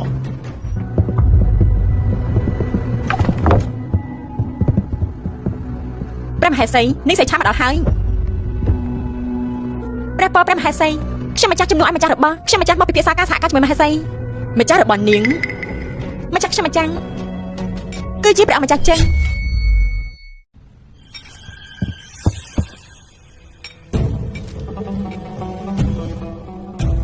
នាងមានន័យថាមិញព្រះបត្រាឆ្កែនោះបានថ្មីចោលចាស់ពេលនេះនឹងចង់រៀបអភិសេកជាមួយហើយចាយានទៀនហើយចាយានស្អប់ខ្ញុំម្ចាស់សឹកស្លាប់ទៅហើយបើគេចង់ចូលដំណាក់ខាងកើនខ្ញុំម្ចាស់ប្រកាសជាស្លាប់ម្ចាស់របស់ខ្ញុំឲ្យខ្ញុំម្ចាស់មករកមហេសីដើម្បីពិភាក្សារឿងផ្សំគំនិតគ្នានាងព្រះអង្គម្ចាស់ចឹងចង់បះបោអីមហេសីខ្ញុំម្ចាស់ស្គាល់ឆ្នាំនេះមិនមែនជាឆ្នាំសម្រាប់នោះទេតែគឺហ៊ីទិញហុងមហេសីក៏ចង់បានជីវិតព្រះបត្រាដែរចង់បានអ្វីដែលម្ចាស់របស់ខ្ញុំចង់បានក្រោយខ្ញុំទទួលបានទំនុកចិត្តពីអបត្រានោះមកខ្ញុំតែងតែដាក់ថ្នាំបំពុលគេបន្តិចម្ដងពេលនេះថ្នាំពុលបានចូលមកដល់សួនអស់កម្លាំងកំហាញហើយមែនទេបើព្រះមហេសីមិនជាអាចឲ្យលីជាទៅស៊ើបសួរបានយកមកសាមិញព្រះបត្រាគួរឈាមដូចយ៉ាងបានបិទគប់ដំណឹងខ្ញុំម្ចាស់រកទូមហេសីល្មមព្រះបត្រាជុំមិញគួរឈាមសន្លងដំណាក់ព្រះបត្រាត្រូវបានចាក់សោដំណឹងអ្វីក៏មិនផ្សព្វផ្សាយចេញដែរព្រះមហេសីម្ចាស់របស់ខ្ញុំណាត់ព្រះមហេសីនៅយប់នេះទៅដំណាក់ខាងកើន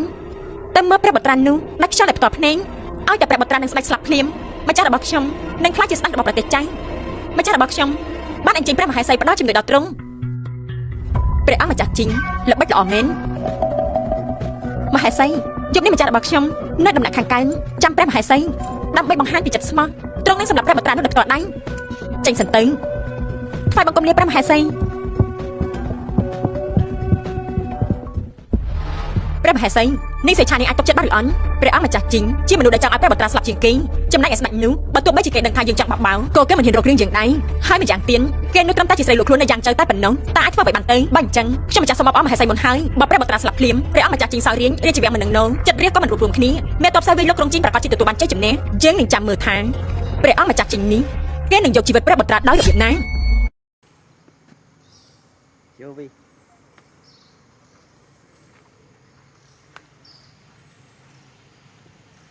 With Joey this morning.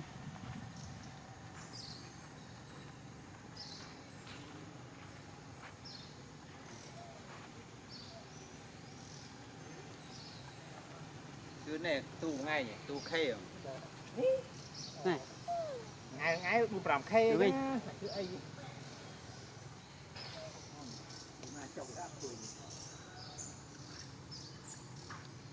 Rồi. This monkey choy.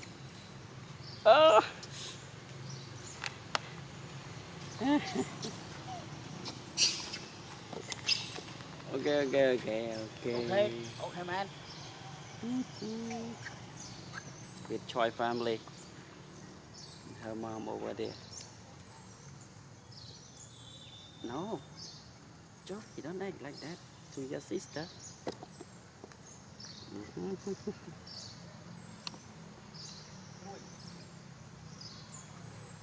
See.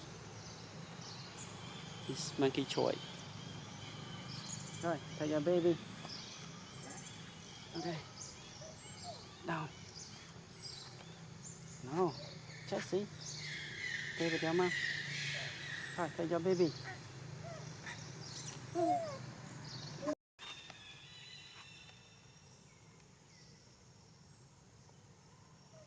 Ủa, bảo chọc sọc.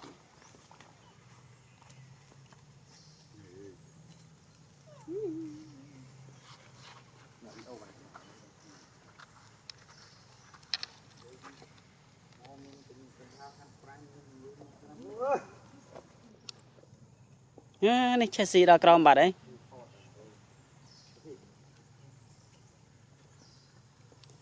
Này Jessie mà cho mới coi gì ở chơi mà. Ai vô làm đó chừng cái bạt ơi.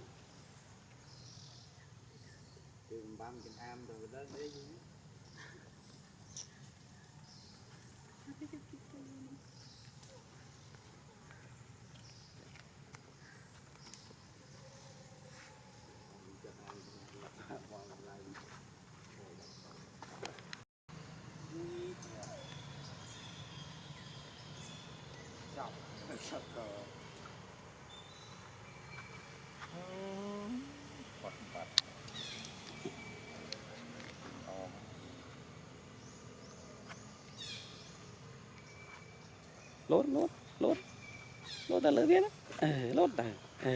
Chết.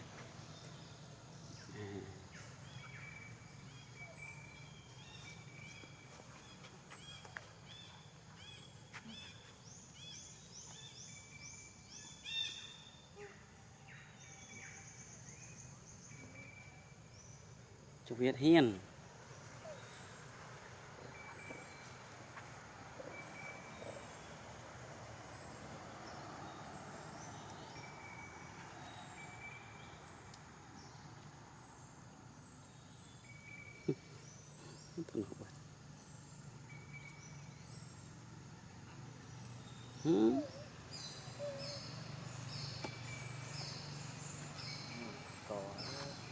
Chúng ta Ai mày từ mà vậy chứ không. KK Bộ tình. anh này thùng Mông đã phải chơi anh. mà là mồm mà này. Thế gì phá này phải sửa chiên vì cầu. Còn những bạn đỏ, giờ lại thấy chán này. Tôi bọc ăn tất cả các bạn. Này giờ sửa cầu vượt. Anh cứ thả trong taro rau quả cho anh. Space sửa ta là bàn này, siêu taro rồi. Được cái nên bụi ta. Nghe biết nào? Cái như này. Nhưng mà ăn vô chảnh như thế nào? Nó khơi không? Khơi từ cái bộ tè rút, khơi sang ta rút nhưng nhiệt là tôi sao từng một đòn. Tại cái này nhấn định miền, là lên cái miền này.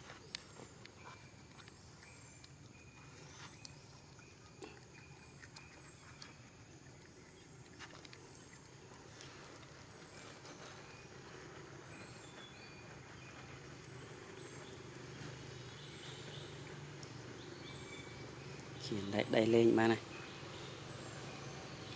chạy còn xì phong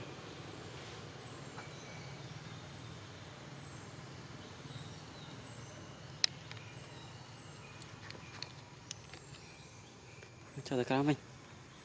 cho bây giờ ôn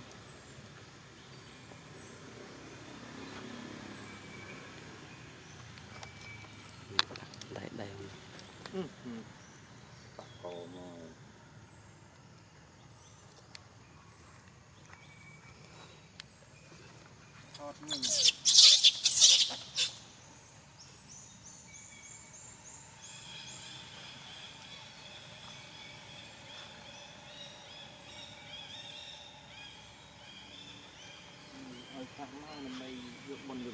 chạy cô mình tịch tê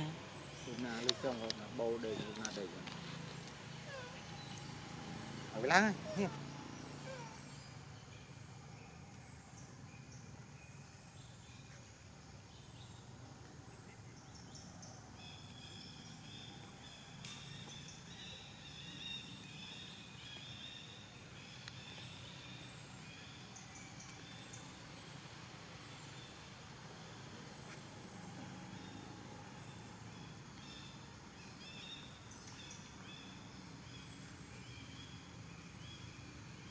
đậm hết chứ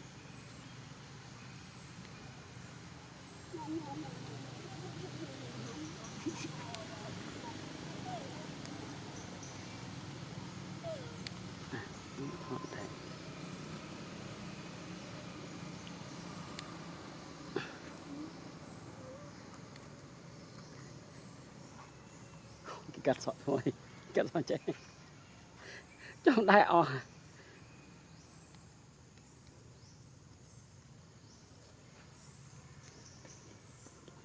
go to Mr. Black